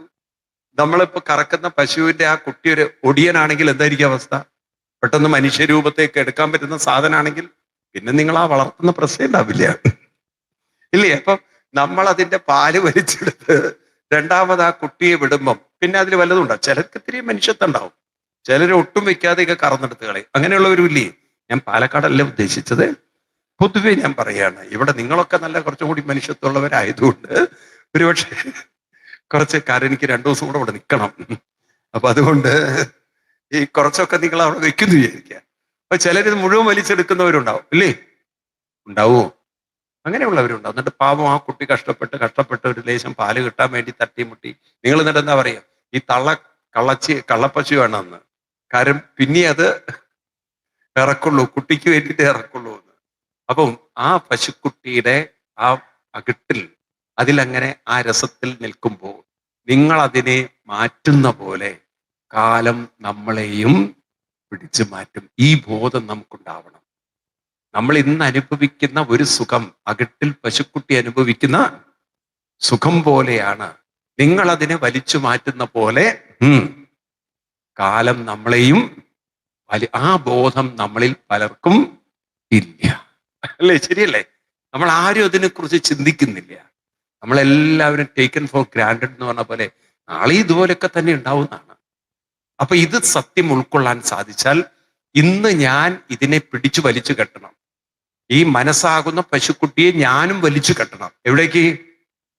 അനുഷ്ഠാനങ്ങളിലേക്ക്. എവിടേക്ക്? അങ്ങനെ അതിനെ പരിശീലിപ്പിച്ചെടുത്താൽ പിന്നീട് അതിന് തള്ളപ്പശുവിന്റെ അകിട്ടിൽ പോയി ജീവിതത്തിൽ ആസ്വദിക്കുന്ന സ്വഭാവം കുറഞ്ഞ് അത് അനുഷ്ഠാനങ്ങളെ ആസ്വദിക്കാൻ തുടങ്ങുമ്പോൾ അപ്പോൾ എനിക്ക് ബ്രഹ്മപ്രാപ്തിയിലേക്കുള്ള വഴി മാർഗം തുറന്നു കിട്ടും. അപ്പൊ വിഷയസുഖത്തിൽ നിന്നും അനുഷ്ഠാന സുഖത്തിലേക്ക് മാറണം. അപ്പൊ വിഷയസുഖത്തിൽ നിൽക്കുന്നതിന്റെ പേരാണ് സംസാരം. എന്താണ്? വിഷയസുഖത്തിൽ ആ ആനന്ദത്തിൽ അല്ലെങ്കിൽ ആ സുഖത്തിൽ ജീവിക്കുന്നതിന്റെ പേരാണ് സംസാരം. അത് ആത്മനിഷ്ഠയിൽ അല്ലെങ്കിൽ അനുഷ്ഠാനത്തിൽ മുഴുകുന്നതിന്റെ പേരാണ് ആത്മവികാസം, അല്ലെങ്കിൽ അതിന്റെ പേരാണ് സാധന. അതിന്റെ പേരാണ് നിങ്ങൾ ധർമ്മമനുഷ്ഠാനം, ബ്രഹ്മപ്രാപ്തിയിലേക്കുള്ള നിങ്ങളുടെ പ്രയാണം. ഈ 2 മാർഗങ്ങൾ നമ്മുടെ ഉള്ളിലുണ്ട്. ഒന്ന് പ്രേയോമാർഗവും 2 ശ്രേയോമാർഗവും. ശ്രേയശ്ച പ്രേയശ്ച 2 മാർഗങ്ങളാണ്. ഒന്ന് 2 പേര് ഇതിനെ വൃണീത വരിക്കും. ഒന്ന് പ്രേയോ മന്ദോ വൃണീതേ ശ്രേയോ മാർഗം മന്ദന്മാർക്കുള്ളതല്ല. അവര് ബുദ്ധിമത്തുക്കളായിട്ടുള്ള ആളുകളുടെ മാർഗമാണ് ഏത്? ശ്രേയോ മാർഗം. അത് നമ്മുടെ ജീവിതത്തിൽ കുറച്ചെങ്കിലും അനുഷ്ഠിക്കാൻ നമുക്ക് സാധിക്കാനുള്ള പ്രേരണയും പ്രചോദനവും ഇവിടെ ആ ദേവിക്ക് കൊടുക്കുകയാണ്. പിന്നെ അതിനുശേഷം പിന്നെ നമ്മൾ കാണുന്നത് ശ്രീരാമസ്വാമി നേരെ അവിടെ നിന്നും പോവുകയാണ്. എങ്ങോട്ടാണ്? ഇവിടെ സുഗ്രീവനെ അവര് അഭിഷേകമൊക്കെ ചെയ്തു. രാമൻ അങ്ങോട്ട് പോയില്ല, കിഷ്കിന്ധയിലേക്ക്. രാമൻ പറഞ്ഞു, ഞാൻ 14 വർഷം കഴിയാതെ ഒരു സ്ഥലത്തേക്കും പോവില്ല. ലക്ഷ്മണനെ കൊണ്ടാണ് ഈ സുഗ്രീവനെ അഭിഷേകമൊക്കെ ചെയ്ത് ചക്രവർത്തിയാക്കി, അംഗദനെ യുവരാജാവായി വാഴിച്ച്, അങ്ങനെ സുഗ്രീവനോട് പറഞ്ഞു, നീ കുറെ കാലമൊക്കെ ഇങ്ങനെ അവിടെ നിന്ന് മാറി നിൽക്കല്ലേ, നീ ഭാര്യയൊക്കെ വിട്ടിരിക്കുകയല്ലേ, അപ്പൊ ഇനി കുറച്ചു ദിവസം നീ ഭാര്യയുടെയും കുടുംബത്തിന്റെയും കൂടെ ഇരുന്ന് സുഖമായിട്ടിരിക്കുക. അപ്പോഴേക്കും മഴക്കാലം തുടങ്ങി. അപ്പൊ ശ്രീരാമസ്വാമി സുപേശ പർവ്വതം എന്ന് പറയുന്ന ആ പർവ്വത നിരകളിലുള്ള ഗുഹകളിലാണ് ഈ ചാതുർമാസ്യം ഇരിക്കുന്നത്. ചാതുർമാസ്യം എന്ന് പറഞ്ഞാൽ മഴക്കാലം. ഈ മഴക്കാലത്ത് സീതയെ അന്വേഷിക്കലൊന്നും നടക്കണ കാര്യമില്ല. അങ്ങനെ അവിടേക്ക് ഇരുന്ന് സുഗ്രീവന്റെ രാജാഭിഷേകമൊക്കെ ചെയ്ത് അങ്ങനെ ശ്രീരാമസ്വാമിയും മറ്റും അങ്ങനെ ഇരിക്കുന്ന കാലത്ത് ശ്രീരാമസ്വാമി ഈ സുപേശ പർവ്വതത്തിന്റെ ഗുഹകളിൽ ഇരിക്കുമ്പോഴാണ് ലക്ഷ്മണന് മറ്റൊരു ഉപദേശം നൽകുന്നത്. ആ ഉപദേശത്തിന്റെ പേരാണ് ക്രിയാമാർഗ ഉപദേശം എന്നുള്ളത്. അത് നമുക്ക് രാമായണത്തില് 920 ശ്ലോകം മുതൽ കാണാം. 920 ശ്ലോകം മുതൽ കാണാം ക്രിയാമാർഗം എന്നുള്ളത്. ഈ ക്രിയാമാർഗം എന്നുള്ളത് നിങ്ങൾക്ക് ഭാഗവതത്തിലും കാണാം. ഉദ്ധവർക്ക് കൃഷ്ണൻ ഉപദേശിക്കും. അത് ഭാഗവതത്തില് 11-ാം സ്കന്ധത്തിൽ 27-ാം അധ്യായത്തിൽ വരും. അപ്പൊ എന്താണ് ഈ ക്രിയാമാർഗം? സത്യം പറഞ്ഞാല് ഇത് മനസ്സിലാക്കി വെക്കേണ്ടത് നല്ലതാണ്. കാരണം ഹിന്ദു മതത്തെ സംബന്ധിച്ച് വിഗ്രഹാരാധന, ക്ഷേത്രങ്ങള്, ഇത് പലപ്പോഴും തെറ്റിദ്ധാരണകൾ ഉണ്ടാക്കാറുണ്ട്. ഇതിനെ വെച്ചുകൊണ്ടാണ് നമ്മളെ മുസ്ലിങ്ങളെ കാഫീറുകൾ എന്നൊക്കെ വിളിക്കുന്നത്. അവർ ഈ കാഫീർ എന്നുള്ള പ്രയോഗം പറയാൻ കാരണം നമ്മള് വിഗ്രഹങ്ങളെ ആരാധിക്കുകയും പൂജിക്കുകയും. അപ്പൊ അവര് പറയണത് കല്ലിനെ നിങ്ങൾ ദൈവമായി കാണുന്നു എന്നാണ് അവരുടെ പരാതി. അതുകൊണ്ടാണ് അവര് നമ്മളെ കാഫിർ. ഖുർആനിൽ എഴുതി വെച്ചിട്ടുണ്ട്, കല്ലുകളെ ആരാധിക്കുന്നവൻ കാഫീറാണ്, അവൻ ശത്രുവാണ്. കാഫീർ എന്ന് പറഞ്ഞാൽ ഇസ്ലാം മതത്തിന് ശത്രുവാണ്. അതുകൊണ്ട് ജിഹാദ് ചെയ്യണം എന്നാണ്. എന്താണ് ജിഹാദ് ചെയ്യുക പറഞ്ഞാൽ? നമ്മളെ തട്ടിക്കളയണം. അങ്ങനെ തട്ടിക്കളയുന്ന ഒരു മുസ്ലിമിന് സ്വർഗരാജ്യം കിട്ടുന്നതാണ്. കാഫീറിനെ കൊല്ലുന്ന ഒരാൾക്ക്, ഇത് ഖുർആനിലെ വരികളാണ്, ആർക്കും നിഷേധിക്കാൻ പറ്റില്ല. ഖുർആനിലെ വരികളാണ്. ഒരു കാഫീറിനെ കൊല്ലുന്നവൻ അവന് സ്വർഗം കിട്ടുന്നൊക്കെയുള്ളത്. എനിക്ക് അത്ഭുതമായിട്ട് തോന്നുന്നത് എന്താ അറിയോ? ഈ ഭാരതം ജനാധിപത്യ രാജ്യമാണ്, മതേതരത്വമാണെന്ന് ഈ രാഷ്ട്രീയക്കാര് വീമ്പ് പറയുന്നു. എന്നിട്ട് ഒരു മതം മറ്റൊരു മതത്തിന്റെ ആചാരാനുഷ്ഠാനങ്ങളെ അവഹേളിച്ചുകൊണ്ട് ശത്രുവാണ്, അവനെ കൊല്ലുന്നവന് വീരസ്വർഗം കിട്ടും എന്ന് പറയുന്നത് മതേതരത്വമാണോ? ഈ വാക്ക് നിങ്ങൾ പഠിക്കൂ, മനസ്സിലാക്കൂ. മതേതരത്വമാണോ? അതൊന്നും മിണ്ടാത്തത്. ഈ കമ്മ്യൂണിസം ഒക്കെ തകർന്നു പോകുന്നതിന്റെ ഒരു പ്രധാന കാരണം അതാണ്. അവര് ജനങ്ങളെ തെറ്റിദ്ധരിപ്പിച്ച് ഈ പാർട്ടികളൊക്കെ തകർന്നു പോകുന്നത് അതുകൊണ്ടാണ്. അവര് മതേതരത്വം എന്ന് വീമ്പിളക്കി പറയും ചെയ്യുക. ഒരു മതത്തിന്റെ ഗ്രന്ഥത്തിൽ മറ്റൊരു മതത്തിനെ നിന്ദിക്കുന്ന, വിഷമിപ്പിക്കുന്ന, വേദനിപ്പിക്കുന്ന വാക്കുകൾ പഠിപ്പിക്കുകയും ചെയ്യുക. ഇത് രണ്ടും യോജിക്കുമോ? അല്ലെങ്കിൽ അവരാദ്യമേ പറയണം. ഇപ്പൊ ഈ സിംഗപ്പൂർ പോലുള്ള രാജ്യങ്ങളുണ്ടല്ലോ, ഈവൻ ദുബായ് പോലുള്ള രാജ്യങ്ങൾ ഒരു കർക്കശമായ നിയമം വെച്ചിട്ടുണ്ട്. ഒരു മതത്തിനെയും നിന്ദിക്കാൻ പാടില്ല. അങ്ങനെയുള്ള ഭാഗങ്ങളിലൊന്നും ഖുർആനിലുള്ളത് ആരെയും പഠിപ്പിക്കരുത്. പഠിപ്പിച്ച് അങ്ങനെ വല്ലതും സംഭവിച്ചാൽ ആ പഠിപ്പിച്ചവരെ ജയിലിലിടും. മനസ്സിലാവിടെ? ഇന്ത്യയിൽ ആ നിയമമില്ല. ഇന്ത്യയിൽ ഇങ്ങനെ പഠിപ്പിച്ചുകൊണ്ടിരിക്കുകയാണ്. അതുകൊണ്ട് ഈ കൊച്ചു കുട്ടികളുടെ ഉള്ളിൽ പോലും കാഫീർ, ജിഹാദ്, ഈ വാക്കുകളൊക്കെ അവന്റെ ഉള്ളിൽ ഉറക്കുകയാണ്. മനസ്സിലാവണ്ട ഞാൻ പറയുന്നത്? ഇത് മതേതരത്വമാണോ? എന്താ മിണ്ടാത്ത നിങ്ങള്? ഈ രാഷ്ട്രീയക്കാര് രായ്ക്ക് രായ്മാനം ഇങ്ങനെ ഉപയോഗിക്കുന്ന വാക്കാണല്ലോ, ഇന്ത്യ ഒരു കേരളം ഒരു മതേതരം. മതേതരം എന്ന് പറഞ്ഞാൽ ഒരു മത സംസ്കാരത്തെ മറ്റൊരു മതത്തിനെ അവഹേളിക്കാനുള്ള സ്വാതന്ത്ര്യം ഉണ്ട് എന്നുള്ളതാണോ? നിങ്ങൾ ചോദിച്ചു നോക്കി ഈ കമ്മ്യൂണിസ്റ്റുകാരോടും കോൺഗ്രസ്സുകാരോടും ഒക്കെ. ആരാ ഇപ്പൊ കേരളത്തിൽ ഇവർ രണ്ടാളെ ഭരിക്കണം? അതുകൊണ്ട് ഞാൻ ചോദിക്കുകയാണ്. നമ്മൾ ചോദിക്കുക, നിങ്ങൾക്ക് ഇത്തരം ഭാഗങ്ങൾ പഠിപ്പിക്കുന്നതിനെ വിലക്കാനുള്ള ഒരു ധൈര്യം ഉണ്ടോ ചോദിച്ചു നോക്കൂ. അത് ശരിയല്ല ഇത്.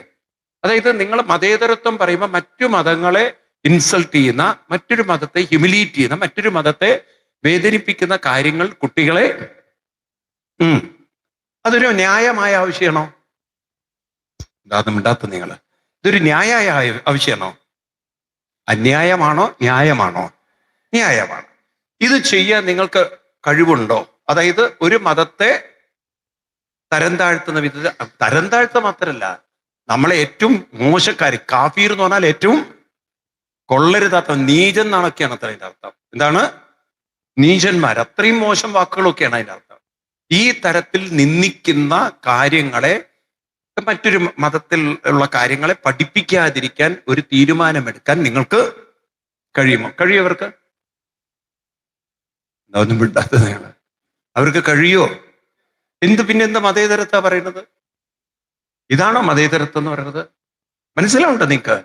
ഇതൊക്കെ തലമുറകൾ മനസ്സിലാക്കുമ്പോഴാണ് ഇവരൊന്നും മതേതരവാദികളല്ല എന്ന് മനസ്സിലാവുന്നത്. മതേതരം എന്ന് പറഞ്ഞാൽ എല്ലാവരും ഉൾക്കൊള്ളണം അല്ലേ? ആണോ അല്ലയോ? ഇതെന്താ വെച്ചാൽ എന്ത് പറ്റിയെന്ന് വെച്ച് കഴിഞ്ഞാൽ ഹിന്ദുക്കൾ നിശബ്ദരാണ്. ആരാണ്? ഒന്നാമത് ഹിന്ദുക്കൾ ജന്തുക്കളായിപ്പോയി. സ്വന്തം മതത്തെക്കുറിച്ച് അറിയില്ല, പിന്നുണ്ടോ മറ്റു മതത്തിലെ കാര്യം? അവനവന്റെയും പോലെ അറിയില്ലല്ലോ. അപ്പൊ അതുകൊണ്ട് ഇതിനൊക്കെതിരെ ഒന്ന് ശബ്ദമുയർത്താൻ ഹിന്ദുവിന് സാധിക്കുന്നില്ല. പക്ഷെ എന്തോ ഭാരതത്തിൽ അങ്ങനെ കുറച്ചു പേർക്ക് ബോധമുള്ളത് കൊണ്ട് ഇന്ന് കുറെ കൂടിയും ആ ഹിന്ദു സംസ്കാരം ഒന്നുകൂടിയും വളർന്നു വന്നു. ഇപ്പൊ എനിക്കിത് പറയാനെങ്കിലും പറ്റും. ഞാൻ മുമ്പൊക്കെ ആയിരുന്നു ഇത് പറയുന്നെങ്കിൽ എന്റെ തല ഉണ്ടാവില്ല. തമാശയല്ല, അത് പറയാൻ പോലും ഇവിടെ ഭയപ്പെടുന്ന ഒരു കാലമുണ്ടായിരുന്നു. ഇന്നിപ്പോ നമുക്ക് പറയാന്നുള്ളൊരവസ്ഥ വന്നു. മനസ്സിലായില്ലേ? ഇതാണ് അവസ്ഥ. അപ്പൊ ഈ തരത്തിൽ നമ്മൾ ഹിന്ദുക്കൾ ഇനിയും ഉണർന്നിട്ടെങ്കിൽ നമ്മുടെ അടുത്ത തലമുറയ്ക്ക് ഇതിനെക്കുറിച്ച് ഒരു ചുക്കും അറിയില്ല. അപ്പൊ ഇപ്പോഴാണ് നമ്മൾ ഉണരേണ്ടത്. ഇപ്പം നമ്മൾ ഉണർന്ന് പ്രവർത്തിക്കണം. യാന്ത്രികമായി രാമായണം ഒരിക്കലും വായിക്കരുത്. ഇതിലെന്തോ ചില കാര്യങ്ങളുണ്ട്, ഇത് നമ്മുടെ കുട്ടികളിലേക്ക് പകരണം. എന്താ ഹിന്ദുമതം എന്ന് പറഞ്ഞാൽ? നിങ്ങളുടെ ഉള്ളിൽ തറയ്ക്കുന്നില്ല, അതാണത്. എന്താണ് ഹിന്ദുമതം എന്ന് പറഞ്ഞാൽ? അധ്യാത്മ സംസ്കാരമാണ് ഹിന്ദുമതം. ഇതിങ്ങനെ ഉറപ്പിച്ച് പഠിക്കണം. എന്താണ് ഹിന്ദുമതം? എന്താണ് അധ്യാത്മം? ബ്രഹ്മപ്രാപ്തി. അതിനെന്ത് വേണം? ധർമ്മമനുഷ്ഠാനം. ഇത് ഈ 2-3 വാക്കുകളെങ്കിലും തലയിൽ ഉറപ്പിക്കുക. ഈ ഒരു വ്യക്തത നിങ്ങൾക്കുണ്ടാവുക. ഇതാണ് എൻ്റെ ജീവിതം, ഇതിനാണ് ഞാൻ ജീവിക്കുന്നത്, അല്ലേ? ഈ ബോധമുള്ളവര്. അപ്പോഴാണ് നമ്മൾ ശരിക്കും ഹിന്ദുക്കളാവുന്നത്. കാരണം എന്താണ് ഹിന്ദുമതം പഠിപ്പിക്കുന്നത് എന്നുള്ളത് അറ്റ്ലീസ്റ്റ് അതിൻ്റെ ഒരംശമെങ്കിലും നമുക്ക് മനസ്സിലായി എന്ന ബോധം വരും. ആണോ അല്ലയോ? അപ്പൊ ഇതാണ് എൻ്റെ ജീവിതം എന്ന് മനസ്സിലാക്കിക്കൊണ്ട് നമ്മൾ ജീവിതത്തെ മുന്നോട്ട് കൊണ്ടുപോകാം. അപ്പം ഇവിടെ ക്രിയായോഗം എന്നൊരു ഭാഗം ഇതിൻ്റെ ഭാഗമായി പറഞ്ഞു കൊടുക്കുകയാണ്. എന്താ ക്രിയായോഗം? അതായത് മനസ്സിനെ ഉയർത്താൻ, മനസ്സിനെ വികസിപ്പിക്കാൻ എളുപ്പമായൊരു മാർഗമാണ് വിഗ്രഹ ആരാധന. ഏതാണ്? വിഗ്രഹാരാധന. ഈ ക്രിയായോഗം എന്നത് വിഗ്രഹാരാധനയുമായി ബന്ധപ്പെട്ടതാണ്. പലപ്പോഴും നമ്മുടെ കുട്ടികൾക്ക് ഇത് നമ്മൾ പറഞ്ഞു കൊടുത്തില്ല. ഈ വിഗ്രഹങ്ങളെ എന്തിനാണ് പ്രതിഷ്ഠിക്കുന്നത്? ഒരു ക്ഷേത്രത്തിൽ എന്തിനാ വിഗ്രഹത്തെ പ്രതിഷ്ഠിക്കുന്നത്? അത് ഹിന്ദുക്കൾക്ക് അത്ര പരിചയമില്ല. എന്തിനാണത്? വിഗ്രഹം എന്നുള്ള വാക്കിന്റെ അർത്ഥം എന്താണ്? നിങ്ങൾ നോക്കൂ, നിങ്ങളൊക്കെ ഈ ഇത്രയും കാലം അമ്പലത്തിൽ പോകുന്നവരും ഒക്കെയാണ്. വിഗ്രഹം എന്നുള്ള വാക്കിന്റെ അർത്ഥം എന്താണ്? മനസ്സുകൊണ്ട് ഗ്രഹിക്കേണ്ടതാണ്. അതാണ് അതിന്റെ അർത്ഥം. ഏതുകൊണ്ട്? മനസ്സുകൊണ്ട് ഗ്രഹിക്കേണ്ടത്. അപ്പൊ എന്താ മനസ്സുകൊണ്ട് ഗ്രഹിക്കേണ്ടത് എന്ന് പറഞ്ഞാൽ ആർക്കെങ്കിലും അർത്ഥാവോ? എന്താ നമ്മൾ ഉദ്ദേശിച്ചത്? നേരത്തെ ഞാൻ നിങ്ങളോട് 17-ാം അധ്യായത്തിലെ 3-ാം ശ്ലോകം പറഞ്ഞു. എന്തായിരുന്നു അത്? 17-ാം അധ്യായത്തിലെ 3-ാം ശ്ലോകം നിങ്ങളോട് പറഞ്ഞു. എന്താണ്? മനസ്സിൽ നിൽക്കുന്നില്ലേ നിങ്ങളുടെ? എന്താണ് ആ ശ്ലോകം? യോ യസ് ശ്രദ്ധ സ ഏവ, യോ യസ് ശ്രദ്ധ സ ഏവ. ഏതിലാണോ ശ്രദ്ധ വെക്കുന്നത് അതായിരിക്കും നമ്മളെ എന്താവണമെന്ന് തീരുമാനിക്കുന്നത്. അപ്പൊ ഇവിടെ ഈ വിഗ്രഹാരാധന എന്തിനാണ്?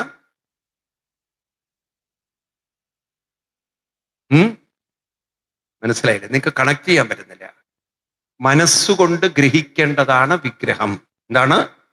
അപ്പൊ മനസ്സുകൊണ്ട് ഗ്രഹിക്കണമെങ്കിൽ അതിന് രൂപഭാവം വേണം. എന്ത് വേണം? രൂപഭാവം. അല്ലെങ്കിൽ മനസ്സിനൊരിക്കലും പറയൂ ഗ്രഹിക്കാൻ പറ്റില്ല.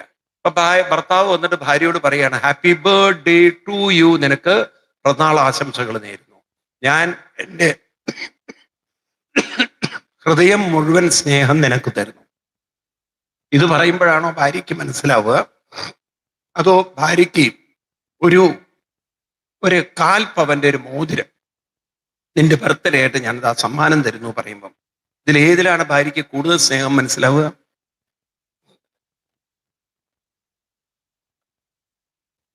ഹൃദയം മുഴുവനുള്ള സ്നേഹമാണോ മനസ്സിലാവുക? അതോ കാൽപ്പവന്റെ അല്ലെങ്കിൽ 2 ഗ്രാമിന്റെ ഒരു മോതിരം വാങ്ങിച്ചിട്ട് കൊടുക്കുമ്പോൾ ഏതിലാണ് സ്നേഹം വരിക? ഹൃദയം മുഴുവനുള്ള സ്നേഹം മനസ്സിലാവുക. ആണോ? നുണ പറയരുതേ.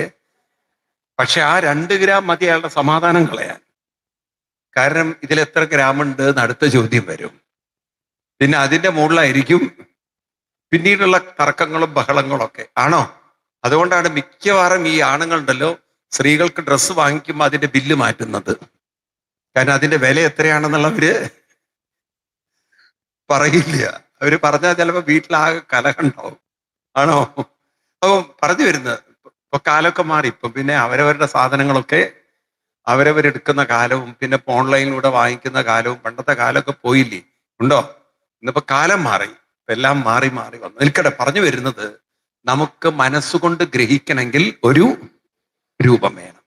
പിന്നീട് ആ രൂപത്തെ മനസ്സിൽ ഭാവന ചെയ്ത് അതിൽ തന്നെ ശ്രദ്ധ വെച്ച് പൂജകളുടെ സ്റ്റെപ്പുകൾ. അപ്പൊ പൂജയിൽ പ്രധാനമായിട്ട് 8 സ്റ്റെപ്പാണെന്ന് വെച്ചോളൂ. നിങ്ങൾക്ക് പൂജ മനസ്സിലാവാൻ നമ്മുടെ വീട്ടിലെ അതിഥികളെ സ്വീകരിക്കുന്ന ഓർത്താൽ മതി. അപ്പൊ നമ്മുടെ വീട്ടിലൊരു അതിഥി വന്നു. അപ്പം രാവിലെ പുലർച്ചയ്ക്കാണ് വന്നത്. അപ്പൊ നമ്മളൊരു അതിഥി വരുമ്പോൾ കാല് കഴുകുന്നു, കൈ മുഖമൊക്കെ കഴുകി അയാളെ ഇരുത്തി, പിന്നെ അയാളോട് കുളിക്കാൻ പറയുന്നു. കുളിച്ചു കഴിഞ്ഞ് അയാൾ വസ്ത്രം ധരിക്കുന്നു. പിന്നെ അത് കഴിഞ്ഞിട്ട് അയാൾ ചന്ദനോ എന്തൊക്കെ തൊടുന്നു. അത് കഴിഞ്ഞ് അയാൾക്ക് ഭക്ഷണം കൊടുക്കുന്നു, അയാളോട് കുശലപ്രശ്നം പറയുന്നു, പിന്നെ അയാൾ വീട്ടിൽ നിന്ന് പോകുന്നു. ഇത്രയും ഒരു രംഗം ഓർത്താൽ ഒരു പൂജയിലും ഇതൊക്കെ തന്നെയാണ് ഉള്ളത്. എന്താണ്? നമ്മൾ അവിടെ ആവാഹനം ചെയ്യുന്നു. ആവാഹനം ചെയ്ത് പിന്നെ സങ്കല്പാദി എന്തിനാണോ പൂജ ചെയ്യുന്നത് അതൊക്കെ. പിന്നെ ആവാഹനം ചെയ്യുന്നു, പിന്നെ സ്നാനം ചെയ്യുന്നു. അതിൻ്റെ ഇടയിൽ പാദപ്രക്ഷണം അതുപോലെ തന്നെ അർഘ്യം തുടങ്ങിയുള്ള കാര്യങ്ങളൊക്കെ ചെയ്ത് നിങ്ങൾ സ്നാനം ചെയ്ത് വസ്ത്രാലങ്കാരവും മറ്റും ഒക്കെ ചെയ്ത് അലങ്കാരങ്ങളൊക്കെ ചെയ്ത് നിവേദ്യമൊക്കെ കൊടുത്ത് പിന്നെ അർച്ചനകളും എന്താണ് അഷ്ടോത്തരങ്ങളോ സഹസ്രനാമങ്ങളോ ഒക്കെ ചൊല്ലി അർച്ചനയൊക്കെ ചെയ്ത് കീർത്തനങ്ങളൊക്കെ ചൊല്ലി അങ്ങനെ നിങ്ങൾ പൂജിച്ച് പിന്നീട് ഉദ്ദേശിക്കുന്നു, പറഞ്ഞയക്കുന്നു. മനസ്സിലായി? കർപ്പൂരവും നീര അതൊക്കെ കാണിച്ച് നമ്മൾ പറഞ്ഞയക്കുന്നു. അപ്പൊ നമ്മുടെ മനസ്സിൽ കുറച്ചു നേരത്തേക്ക് മറ്റൊരു ചിന്തയും വരാതെ അതിൽ തന്നെ ആ ചടങ്ങിൽ തന്നെ മുഴുകുമ്പോൾ നിങ്ങൾ അറിയാതെ നിങ്ങളുടെ ശ്രദ്ധ ലൗകിക ചിന്തകളിൽ നിന്നും മാറി. എന്തിനാണ് പൂജ ചെയ്യുന്നത്? പൂജ ചെയ്യുന്നത് എന്തിനാണ്? ഒരു കല്ല് ദൈവമാവാനല്ല. കല്ലൊരിക്കലും ദൈവമാവില്ല. ഇവിടെ എന്തിനു വേണ്ടിയിട്ടാണ്? എപ്പോഴും ഓർക്കണം, എന്താണ് അധ്യാത്മം? ഹിന്ദുമതം എന്താണെന്ന് എപ്പോഴും ഓർത്തു വെച്ചോണം. എന്താ ഹിന്ദുമതം? അധ്യാത്മമാണ്. അധ്യാത്മം എന്ന് പറഞ്ഞാൽ എന്താണ്? ബ്രഹ്മപ്രാപ്തി. ബ്രഹ്മത്തെ പ്രാപിക്കേണ്ടത് ആരാണ്? ആരാണ് പ്രാപിക്കേണ്ടത്? മനസ്സ് പ്രാപിക്കണം. ആര് പ്രാപിക്കണം? എൻ്റെ മനസ്സ് പ്രാപിക്കണം. എൻ്റെ മനസ്സ് പ്രാപിക്കണമെങ്കിൽ എൻ്റെ ശ്രദ്ധ തിരിച്ചുവിടണം, വേണ്ടേ? അപ്പൊ മനോവികാസം, ആത്മവികാസം. അപ്പൊ അതിനു വേണ്ടിയാണ് ഞാൻ ഈ പൂജാതി കാര്യങ്ങൾ ചെയ്യുന്നത്. ഈ ബോധത്തോടെ നിങ്ങൾ അമ്പലങ്ങളിൽ പോയി നോക്കൂ. ഈ ബോധത്തോടെ നിങ്ങൾ പൂജാമുറിയിൽ ഇരുന്ന് നിങ്ങൾ അവിടെ അലങ്കാരങ്ങൾ ചെയ്തു നോക്കൂ കുറച്ചു നേരത്തേക്ക്. അപ്പൊ അത് മനസ്സിനുണ്ടാക്കുന്ന ഒരു വലിയ മാറ്റം. നിങ്ങൾക്ക് വേണമെങ്കിൽ നാരായണീയത്തിലെ അവസാനത്തെ ദശകം നോക്കിക്കഴിഞ്ഞാൽ ഇത് കാണാം നിങ്ങൾക്ക്, ഈ ചടങ്ങുകൾ.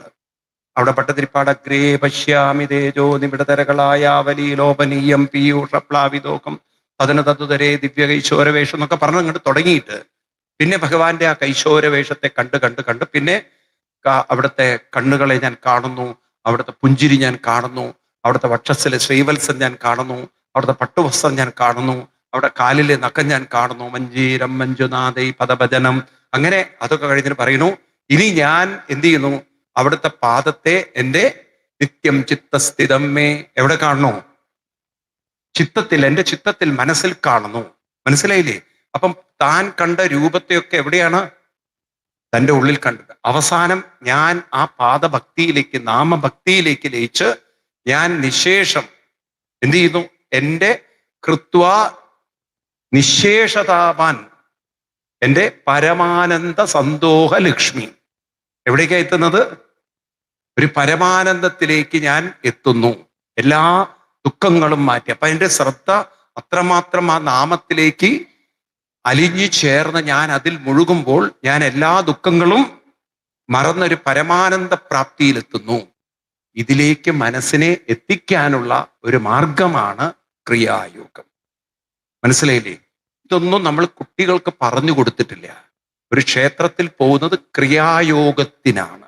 ആ പേര് മറക്കരുത്. എന്താണ് ക്രിയ? ക്രിയ എന്ന് പറഞ്ഞാൽ കർമ്മങ്ങൾ, പൂജാതി കർമ്മങ്ങളിലൂടെ മനസ്സിനെ യോഗം ചെയ്ത് ആ മനസ്സിനെ ബ്രഹ്മപ്രാപ്തിയിലേക്ക് ഉയർത്തുന്നതിന്റെ പേരാണ് ക്രിയായോഗം. നിങ്ങൾ ഭാഗവതം എടുത്തു നോക്കിയാൽ ഈ വിഗ്രഹാരാധനയെ കുറിച്ചൊക്കെ കപില ഭഗവാൻ അമ്മയ്ക്ക് പറഞ്ഞു കൊടുത്തിട്ടുണ്ട്. നിങ്ങൾ ഭാഗവതം വായിക്കുന്നവരാണെങ്കിൽ 29 തൃതീയ സ്കന്ധം 29 25 ശ്ലോകം എടുത്തു നോക്കിയാൽ അമ്മയോട് പറയും, അർച്ചാതോ അർച്ചയേത്, അമ്മയെ ഒരു വിഗ്രഹത്തെ നിങ്ങൾ അർച്ചിക്കണം. യാവതീശ്വരം മാം സ്വകർമ്മഗത് യാവന്ന വേദ സഹൃതി സർവഭൂതേഷു അവസ്ഥിതം. ഇതാണ് ശ്ലോകം. അപ്പൊ ഒരു വിഗ്രഹത്തെ നിങ്ങൾ അർച്ചിക്കണം. എന്തിനു വേണ്ടിയിട്ട് അർച്ചിക്കണം? വേദ സ്വഹൃതി, നിങ്ങളുടെ ഹൃദയത്തിലാണ് ആ ഈശ്വരൻ ഇരിക്കുന്നതെന്ന ആ ബോധം അല്ലെങ്കിൽ ആ ശ്രദ്ധ അതിൽ ഉറച്ചു കിട്ടുന്നത് വരെ. ഒരിക്കൽ നാമത്തിൽ നിന്നും വിടാതെ മനസ്സ് നിൽക്കുന്നുവെങ്കിൽ, ശ്രദ്ധ നിൽക്കുന്നുവെങ്കിൽ പിന്നെ നിങ്ങൾക്ക് വിഗ്രഹങ്ങളുടെ ആവശ്യമില്ല. അപ്പൊ നാമത്തിലേക്ക് മനസ്സിനെ ഉറപ്പിക്കാനുള്ള ഒരു ലിങ്കാണ് ഏത്? വിഗ്രഹം എന്നുള്ളത്. അത് ഏകാഗ്രത കൂട്ടാനും ശ്രദ്ധ മാറ്റിയെടുക്കാനൊക്കെ ഉള്ളൊരു വഴിയാണ്.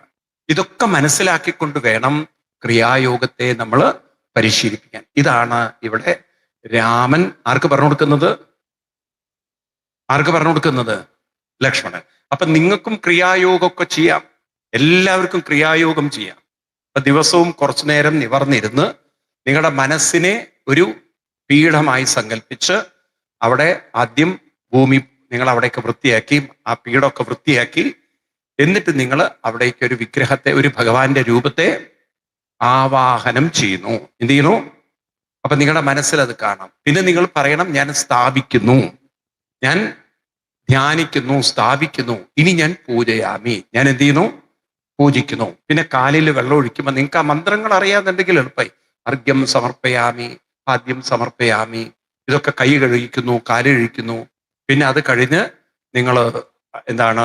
സ്നാനം. എന്തിലേക്ക് കിടക്കുന്നു? എന്ത് ചെയ്യുന്നു? ആ വിഗ്രഹത്തെ നിങ്ങൾ അഭിഷേകം ചെയ്യുന്നു. അഭിഷേകം മനസ്സുകൊണ്ട് ചെയ്ത് പിന്നെന്താ അടുത്തത്? അഭിഷേകം കഴിഞ്ഞാൽ പിന്നെന്താ? അഭിഷേകം ചെയ്താൽ എന്താണ്? അലങ്കാരം. എന്താണ്? വസ്ത്രാലങ്കാരം, പിന്നെ ചന്ദനം, പൊട്ട്, മാല, എല്ലാ അലങ്കാരങ്ങളും, അതിനെ അലങ്കാരം എന്ന് പറയും. അത് കഴിഞ്ഞാൽ പിന്നെന്താണ്? നിവേദ്യം കൊടുത്തു. അത് കഴിഞ്ഞാൽ പിന്നെന്താണ്? അർച്ചിക്കുന്നു, കുശലങ്ങൾ പറയുന്നു.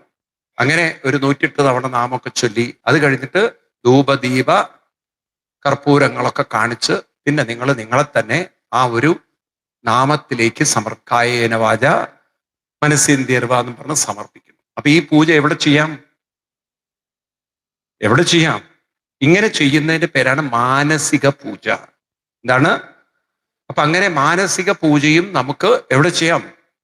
എല്ലാവരുടെ ഉള്ളിലും ചെയ്യാം. അതിന്റെ പേരാണ് ക്രിയായോഗം. ഇതാണ് രാമൻ ആർക്ക് പറഞ്ഞു കൊടുക്കുന്നത്? ലക്ഷ്മണന്. ഇങ്ങനെ പറഞ്ഞ് അങ്ങനെ അവര് കാലം അവിടെ തീർത്തു. ഒരു ദിവസം ശ്രീരാമസ്വാമി ലക്ഷ്മണനോട് പറയാണ്, ലക്ഷ്മണ, മാസം കുറച്ചായല്ലോ, ആ സുഗ്രീവൻ ഈ വഴിക്ക് വന്നില്ലല്ലോ. ഇപ്പൊ അവൻ പെണ്ണിനെയൊക്കെ കെട്ടിയപ്പം അവളുടെ കൂടെ ഇരുന്ന് കറങ്ങി സുഖടിക്കുകയാണ്. നമ്മുടെ കാര്യത്തെക്കുറിച്ച് അവനൊരു ബോധമില്ല. ഇതൊക്കെ നിങ്ങൾ പറയുന്ന പോലെയാണ്. മക്കളെ കല്യാണം കഴിപ്പിച്ചു കൊടുത്താൽ അവര് പെണ്ണിനെയും കൊണ്ട് കറങ്ങി നടക്കുമ്പോൾ നിങ്ങൾ പറയും, ഇപ്പൊ അവർക്ക് നമ്മുടെ കാര്യത്തിലൊന്നും ഒരു ശ്രദ്ധയില്ല എന്നതുപോലെ സുഗ്രീവൻ ഇപ്പൊ അവന്റെ പെണ്ണിനെയും കിട്ടിയപ്പം അവരിങ്ങനെ സുഖമായിട്ട് കൂടുകയാണ്. എനിക്കൊരു പെണ്ണുണ്ടെന്നും അതിനെ ഒരു രാവണൻ കൊണ്ടുപോയിട്ടുണ്ടെന്നും അതിനെ തിരിച്ചു കൊണ്ടുവരേണ്ട ഉത്തരവാദിത്തം അവനുണ്ടെന്ന കാര്യം അവൻ മറന്നുപോയി. അവന്റെ കാര്യം കഴിഞ്ഞപ്പോ എന്റെ കാര്യം നാരായണ. ഇതിങ്ങനെ ശരിയാവില്ലല്ലോ ലക്ഷ്മണ, നമുക്കിതിനൊരു പരിഹാരം ഉണ്ടാക്കണം. ഇതങ്ങോട്ട് കൊടുത്തില്ലേ, ചെറിയൊരു ഡോസേ രാമൻ കൊടുത്തുള്ളൂ. ലക്ഷ്മണൻ അപ്പോഴേക്കും ശിവതാണ്ഡവം എടുക്കാൻ തുടങ്ങി. എന്നാ പിന്നെ അവനെ വിടുന്ന പ്രശ്നമില്ല. ഈ കാര്യത്തിൽ ഞാനൊരു തീരുമാനം എടുക്കാൻ പോവുകയാണ്. ഞാൻ ഇപ്പം തന്നെ സുഗ്രീവനെ കാണാൻ പോകുന്നു എന്നൊക്കെ പറഞ്ഞ് ആ സുഗ്രീവ ഭയങ്കര ദേഷ്യമൊക്കെ കാണിച്ചപ്പോൾ ശ്രീരാമസ്വാമി പറഞ്ഞു അത്രയൊന്നും കാണിക്കണ്ട. കാരണം അവനും കല്യാണമൊക്കെ കഴിഞ്ഞ് കുറെ കാലം മാറി നിന്ന് താമസിച്ചല്ലേ. അപ്പൊ ഭാര്യയുടെ കൂടെയൊക്കെ ഇരിക്കുമ്പം കഥകളൊക്കെ പറഞ്ഞ് തീർന്നിട്ടുണ്ടാവില്ല. അപ്പൊ പഴയ കഥകളൊക്കെ പറഞ്ഞ് അങ്ങനെ സൂചിച്ചിരിക്കുന്നുണ്ടാവും. നീ അങ്ങനെ ദേഷ്യപ്പെട്ട് ബഹളമൊന്നും ഉണ്ടാക്കണ്ട. ഒറ്റ കാര്യം പറഞ്ഞാൽ മതി. എന്ത് ഒറ്റ കാര്യം അവനോട് പറയേണ്ടുള്ളൂ. അതെന്താണത്? ആ എന്താ പറയേണ്ടത്? ഏയ് സുഗ്രീവ, ഒരു കാര്യം മറക്കണ്ട. ഭാര്യയെ അമ്പെയ്ത അമ്പ് ഇപ്പോഴും ആവനാഴിയിൽ ഉണ്ട് എന്നൊറ്റ കാര്യം പറഞ്ഞാൽ മതി. പിന്നെ അവൻ മാറിക്കൊള്ളുന്നു. കാരണം ആ സാലവൃക്ഷങ്ങളെ മുറിച്ച് അമ്പ് വരുന്നതും അതുപോലെ ഭാര്യയുടെ നെഞ്ചിലേക്ക് അമ്പ് പോകുന്നതൊക്കെ സുഗ്രീവന് ബോധ്യമുള്ള കാര്യമാണ്. ഈ ഒരൊറ്റ കാര്യം പറഞ്ഞാൽ മതി. ലക്ഷ്മണനേറ്റു. ലക്ഷ്മണൻ അവിടെ നിന്ന് നേരെ സുഗ്രീവനെ കാണാൻ പോവുകയാണ്. ഇനിയിപ്പോ സുഗ്രീവന്റെ അടുത്തേക്ക് എത്തുകയാണ്. ഈ വിവരം വാനരന്മാരറിഞ്ഞു. സുഗ്രീവന്റെ അടുത്തേക്ക് ലക്ഷ്മണൻ വരുന്നത്. എല്ലാവരും ചെന്ന് ഹനുമാനോട് പറഞ്ഞു. ഹനുമാൻ പറഞ്ഞു ഞാൻ കാണാൻ പോകില്ല എന്ന്. നോക്കണം, ഹനുമാന് പോലും ഇത്തിരി ഒരു ആ ലക്ഷ്മണനെ അഭിമുഖീകരിക്കാൻ ഒരു ഭയം. എന്നിട്ട് നേരെ സുഗ്രീവന്റെ അടുത്ത്. സുഗ്രീവനാണെങ്കിലോ നല്ല ബീവറേജിലാണ്, നല്ല ഫുൾ ഫിറ്റ് ആയിട്ട് അങ്ങനെ കിടക്കുകയാണ്. എനിക്ക് തോന്നണു ഈ സുഗ്രീവൻ ആ സമയത്ത് കേരളത്തിലായിരുന്നു തോന്നും. നല്ല ഫുള്ളിലാണ് കിടക്കുന്നത്. 2 ഭാര്യമാരും കണ്ണൊക്കെ പൊങ്ങണില്ല. അപ്പോഴാണ് ഹനുമാൻ സ്വാമി വന്നിട്ട് പറയുന്നത്, ഇതേ ഭയങ്കര ക്രോധത്തോടു കൂടിയിട്ടാണ് ലക്ഷ്മണൻ വന്ന് പറയുന്നത്. അപ്പൊ ചോദിക്കുകയാണ്, ഇതിനെന്താ ഇപ്പൊ ഒരു ഉപായം, എന്താ വഴി എന്നുള്ളത്. അപ്പോഴേക്കും അവർ തയ്യാറാക്കി താരാദേവിയെ. ആരാണ്? താരാദേവിയോട് പറയാണ്, ദേവി വന്നിട്ട് വേണം വെൽക്കം ചെയ്യാൻ. ആരെ? ലക്ഷ്മണനെ. ഒരു വെൽക്കം ഡ്രിങ്ക് ഒക്കെ കൊടുത്ത് ലക്ഷ്മണനെയൊക്കെ സ്വീകരിച്ച് അങ്ങനെ ഒരു സോപ്പിട്ട് ശാന്തമാക്കി ഈ ഒരു എന്താണ് ഒരു ചുറ്റുപാടിനെ ഒരു ശാന്തമാക്കി വെക്കേണ്ട ഉത്തരവാദിത്വം താരാദേവിക്കാണ്.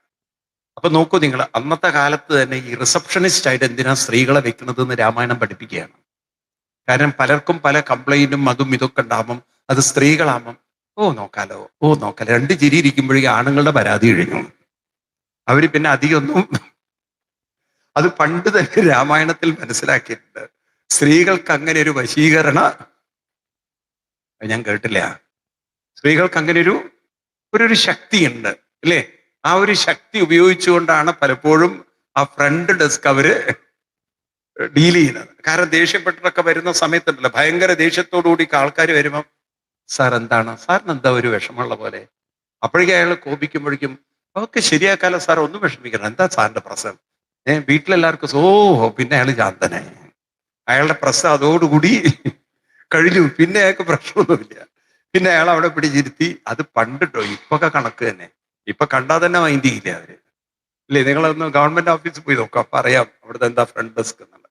ഏതായാലും താരാദേവി അങ്ങനെ മുന്നിൽ നിൽക്കുകയാണ്. ആരെ സ്വീകരിക്കാൻ? ലക്ഷ്മണനെ. നിങ്ങളൊന്ന് ആലോചിച്ച് നോക്കൂ, എന്തിനാണ് താരയെ ലക്ഷ്മണനെ സ്വീകരിക്കാൻ വേണ്ടി വെച്ചത്? സുഗ്രീവന് നേരിട്ട് പോയിരുന്നില്ലേ? സുഗ്രീവന് പോകാൻ പറ്റിയ സാഹചര്യം ഇരുന്നില്ല. കാരണം തലയ്ക്ക് അത്ര ഭാരത്തിലായിരിക്കുന്നത്. എന്നാ പിന്നെ ഹനുമാൻ സ്വാമിക്ക് പോയിരുന്നില്ലേ? അതെന്താണ് താരാദേവി വെക്കാനുണ്ടായ കാരണം? കാരണം ആ ഒരു കോപാവസ്ഥയിൽ ലക്ഷ്മണനെ പറഞ്ഞ് സമാധാനിപ്പിക്കാൻ താരയ്ക്കുള്ള ഒരു കഴിവിനെ കുറിച്ച് ഇവർക്ക് നല്ല ബോധ്യമുണ്ട്. അത്രയും കഴിവുള്ള ഒരു സ്ത്രീ ആയിരുന്നു ആര്? താര. സാധാരണക്കാരനെ ആയിരുന്നില്ല, വരങ്ങന്റെ ഭാര്യയാണെന്നൊക്കെയുള്ള വേറെ കാര്യം. പക്ഷെ അത്രയും കഴിവും മിടുക്കും ഉള്ള ഒരാളായിരുന്നു. ഇതൊക്കെ പറയുമ്പോൾ നിങ്ങൾ മനസ്സിലാക്കണം, ആ കാലഘട്ടത്തിൽ പോലും വാനരവംശത്തിലെ സ്ത്രീകൾക്ക് പോലും കഴിവുകൾ ഉണ്ടായിരുന്നു. അന്ന് ആലോചിച്ചൊക്കെ, അന്നത്തെ കാലഘട്ടത്തിൽ വാനരവംശത്തിലെ സ്ത്രീകൾക്ക് പോലും. ഞാനിതൊക്കെ പറയുമ്പം ഞാൻ ഇത്തിരി ഒരു വേറെ രീതി ചിന്തിക്കുന്ന ഒരാളാണ്. അതായത് ഭാരതത്തിൽ സ്ത്രീകൾക്കൊരിക്കലും അവസരങ്ങൾ കൊടുക്കാതിരുന്നിട്ടില്ല. സ്ത്രീകളുടെ കഴിവിനെ, സ്ത്രീകളുടെ മഹിമയെ എന്നും പ്രോത്സാഹിപ്പിച്ച ഒരു സംസ്കാരമാണ് ആർക്കുള്ളത്? ഭാരതത്തില്. എന്നിട്ടാണ് സ്ത്രീകളെ കുറ്റം പറയുന്നത്. ഈ ഹിന്ദു സംസ്കാരത്തെയൊക്കെ ചിലർ കുറ്റം പറയുന്നത് അല്ലേ? എനിക്ക് ഇവിടെയൊക്കെയാണ് നമ്മൾ ഹിന്ദുക്കൾ ബോധമില്ലാത്തവരായി എന്ന് പറയാനുള്ളത്. കാരണം ഭാരതത്തിൽ സ്ത്രീകളുടെ കഴിവിനെയും സ്ത്രീകളുടെ സാമർത്ഥ്യത്തെയും നല്ലവണ്ണം പ്രോത്സാഹിപ്പിച്ചിരുന്നു, അവസരങ്ങൾ കൊടുത്തിരുന്നു. ഇവിടെ ലക്ഷ്മണനെ പോലുള്ള കോപിഷ്ഠനായ ഒരാളെ സ്വീകരിക്കാനുള്ള ഉത്തരവാദിത്വം ആർക്കാ കൊടുത്തത്? താരയ്ക്കാണ് കൊടുത്തത്. ഞാൻ ചോദിക്കട്ടെ നിങ്ങളോട്, ഒരു കാലഘട്ടം സ്ത്രീകളെ വളരെ അവഗണിച്ചു എന്നൊക്കെ പറയുന്ന കാലഘട്ടം ഉണ്ടായിരുന്നുവല്ലോ ഇടയ്ക്ക്. എന്നാൽ അതിനു മുമ്പൊക്കെ എഴുതി വെച്ചിരിക്കുന്ന ഈ കൃതിയില് അന്നത്തെ കാലഘട്ടത്തിൽ ഇത് എഴുതി വെക്കുമ്പോൾ, അപ്പം അന്ന് ഇത്തരം ഒരു ജീവിത സാഹചര്യങ്ങൾ ഇല്ലാതെ ഇത് എഴുതി വെക്കൂ. ഇത് എഴുതി വെക്കുന്ന ഗ്രന്ഥകർത്താവ് ഇങ്ങനെയൊക്കെയുള്ള കുറെ സംസ്കാരം, അതിപ്പം താരയാണോ എന്നറിയില്ല, പക്ഷെ സ്ത്രീകൾക്ക് ഇങ്ങനെ ഒരു അവസരം കൊടുക്കാം എന്നുള്ള ഒരു സംസ്കാരം അന്ന് ഉള്ളത് കൊണ്ടല്ലേ അത് എഴുതി വെക്കുക. നിങ്ങൾക്ക് മനസ്സിലായില്ലേ ഞാൻ പറഞ്ഞത്? അതായത് ഏത് സാഹിത്യ കൃതിയും ഇപ്പൊ നോക്കൂ, നമ്മൾ കേരളത്തിൽ തന്നെ നോക്കൂ നിങ്ങൾ. അപ്പൊ നിങ്ങൾക്ക് പാലക്കാട്ടുകാർക്ക് പറഞ്ഞാൽ അറിയാം, വി.ടി. ഭട്ടതിരിപ്പാടിന്റെ കേട്ടിട്ടുണ്ടാവും. വി.ടി. ഭട്ടതിരിപ്പാട് അടുക്കളയിൽ നിന്നും അരങ്ങിലേക്ക് എന്നുള്ള കൃതി. അന്നത്തെ നമ്പൂതിരി സമുദായത്തിൽ ഉണ്ടായിരുന്ന സ്ത്രീകൾ അനുഭവിച്ച കുറെ ദുരിതങ്ങളെ വെളിച്ചത്ത് കാണിച്ച ആളാണ് ആര്? വി.ടി. ഭട്ടതിരിപ്പാട്. ഇതുപോലെ എത്രയോ എത്രയോ കൃതികൾ, എനിക്ക് തോന്നുന്നു ഈ ഒ ചന്തുമേനോന്റെ ഇന്ദുലേഖ തുടങ്ങിയ കൃതികളൊക്കെ നോക്കിക്കഴിഞ്ഞാൽ ആ കാലഘട്ടത്തിൽ സ്ത്രീകൾ അനുഭവിച്ച കുറെ ദുഃഖങ്ങളും വിഷമങ്ങളും മനസ്സിലായില്ലേ? അവരെ അന്ന് സംബന്ധം ചെയ്യലും അന്ന് കല്യാണം കഴിക്കുന്നൊക്കെ ഉള്ള കാര്യങ്ങളൊക്കെ വെച്ചിട്ട് എഴുതിയതാണ്. അപ്പൊ അന്നത്തെ ഒരു കാലഘട്ടത്തിനനുസരിച്ചുള്ള കൃതികളായിരിക്കും അതാത് കാലത്തിൽ എഴുതുന്നത്, ആ ചുറ്റുപാടിനനുസരിച്ച്. ആണോ? ഇന്നിപ്പോ നമ്മൾ ന്യൂ ജനറേഷൻ പാട്ടും ന്യൂ ജനറേഷൻ ഫിലിം ഒക്കെയാണ് നമ്മൾ കാണുന്നത്. ഇന്നത്തെ ഫിലിം ഒന്നും കണ്ടാൽ നിങ്ങൾക്ക് ആസ്വാദനം ഉണ്ടാവില്ല. ഉണ്ടാവുമോ? കാരണം ഇന്നത്തെ ചാടിക്കളിയും എന്താണ് പറയാ, കുറെ ബാർ ഡാൻസുകളും ഡിസ്കോ ഡാൻസുകളും അങ്ങനെയൊക്കെയുള്ള കാര്യങ്ങളാണ് ഇന്നിപ്പോ നമ്മൾ കണ്ടുകൊണ്ടിരിക്കുന്നത്. ആണോ? ഒരു മൂല്യവത്തായ കഥകൾ ഇന്ന് ഇല്ല. കാരണം ഇന്നത്തെ ജനറേഷന്റെ ലൈഫ് അതാണ്. അപ്പൊ അതിനനുസരിച്ച് അവര് മൂവി ഉണ്ടാക്കണം. ആണോ? അപ്പൊ രാമായണം എഴുതുന്ന കാലഘട്ടത്തിൽ സ്ത്രീകൾക്ക് അവസരം കൊടുക്കുന്നത് കൊണ്ടല്ലേ ഇങ്ങനെയൊക്കെ എഴുതി വെക്കുന്നു? പറയൂ. അപ്പൊ ഭാരത സംസ്കാരത്തിന്റെ മഹിമ ആലോചിച്ച് നോക്കൂ. അപ്പൊ ഒരു താരയെ മുന്നിലേക്ക് കൊണ്ടുവരണമെങ്കിൽ അന്ന് സ്ത്രീകൾക്ക് വേണ്ടത്ര പ്രാധാന്യവും അവർക്ക് എല്ലാ അവസരങ്ങളും അവരെ കഴിവും ഉള്ളവരായിരുന്നു. ആണോ അല്ലയോ? നിങ്ങളൊന്ന് ആലോചിച്ചു, ഏത് കാലഘട്ടത്തിലാണ് ഇത് എഴുതി വെച്ചിരിക്കണമെന്നുള്ളത് മനസ്സിലാവുണ്ടല്ലോ. ഇത് കഥാരൂപത്തിൽ വായിച്ചു പോകരുത്. ഒരു മഹത്തായ സംസ്കൃതിയെ ആദരിക്കാനും അംഗീകരിക്കാനും അതിനെ ബഹുമാനിക്കാനും അതായിരുന്നു നമ്മുടെ പാരമ്പര്യം എന്നോർത്ത് അതിനെ നമ്മൾ ഉൾക്കൊള്ളാനും നമുക്ക് സാധിക്കണം. അതിന്നാണ് നമുക്ക് കുറെ ചുതികൾ വന്നു പോയത് അല്ലേ? ഇപ്രകാരം താരയെ മുന്നോട്ട് വെച്ചു. താര ചെല്ലുന്നു, കോപിഷ്ഠനായ ലക്ഷ്മണൻ വരുന്നു. എന്നിട്ട് ലക്ഷ്മണൻ ആ താരയുടെ മുന്നിൽ നിൽക്കുമ്പോൾ താര പറയുന്നു, എന്താ പറയുന്നത്? എൻ്റെ ലക്ഷ്മണൻ സാർ, കാപ്പി കഴിച്ചിട്ട് വരൂ, എന്നിട്ട് നമുക്ക് നോക്കാമെന്ന്. അപ്പൊ ഇനി നമുക്ക് ചായ കഴിച്ചിട്ടേ ബാക്കി നമ്മൾ നോക്കുള്ളൂ. അപ്പൊ ലക്ഷ്മണനും ചായ കുടിക്കണം, നമുക്ക് ഓരോ ചായയൊക്കെ കുടിച്ചിട്ട് മതി ഇനി ബാക്കി കാര്യം. അതൊന്നും എഴുതി വെക്കരുതേ, ലക്ഷ്മണ ചായ കുടിച്ചിട്ട് വരൂന്ന്. ഇത് രാമായണത്തിലുള്ളതല്ല, ഇത് ഞാൻ പറഞ്ഞതാണത്.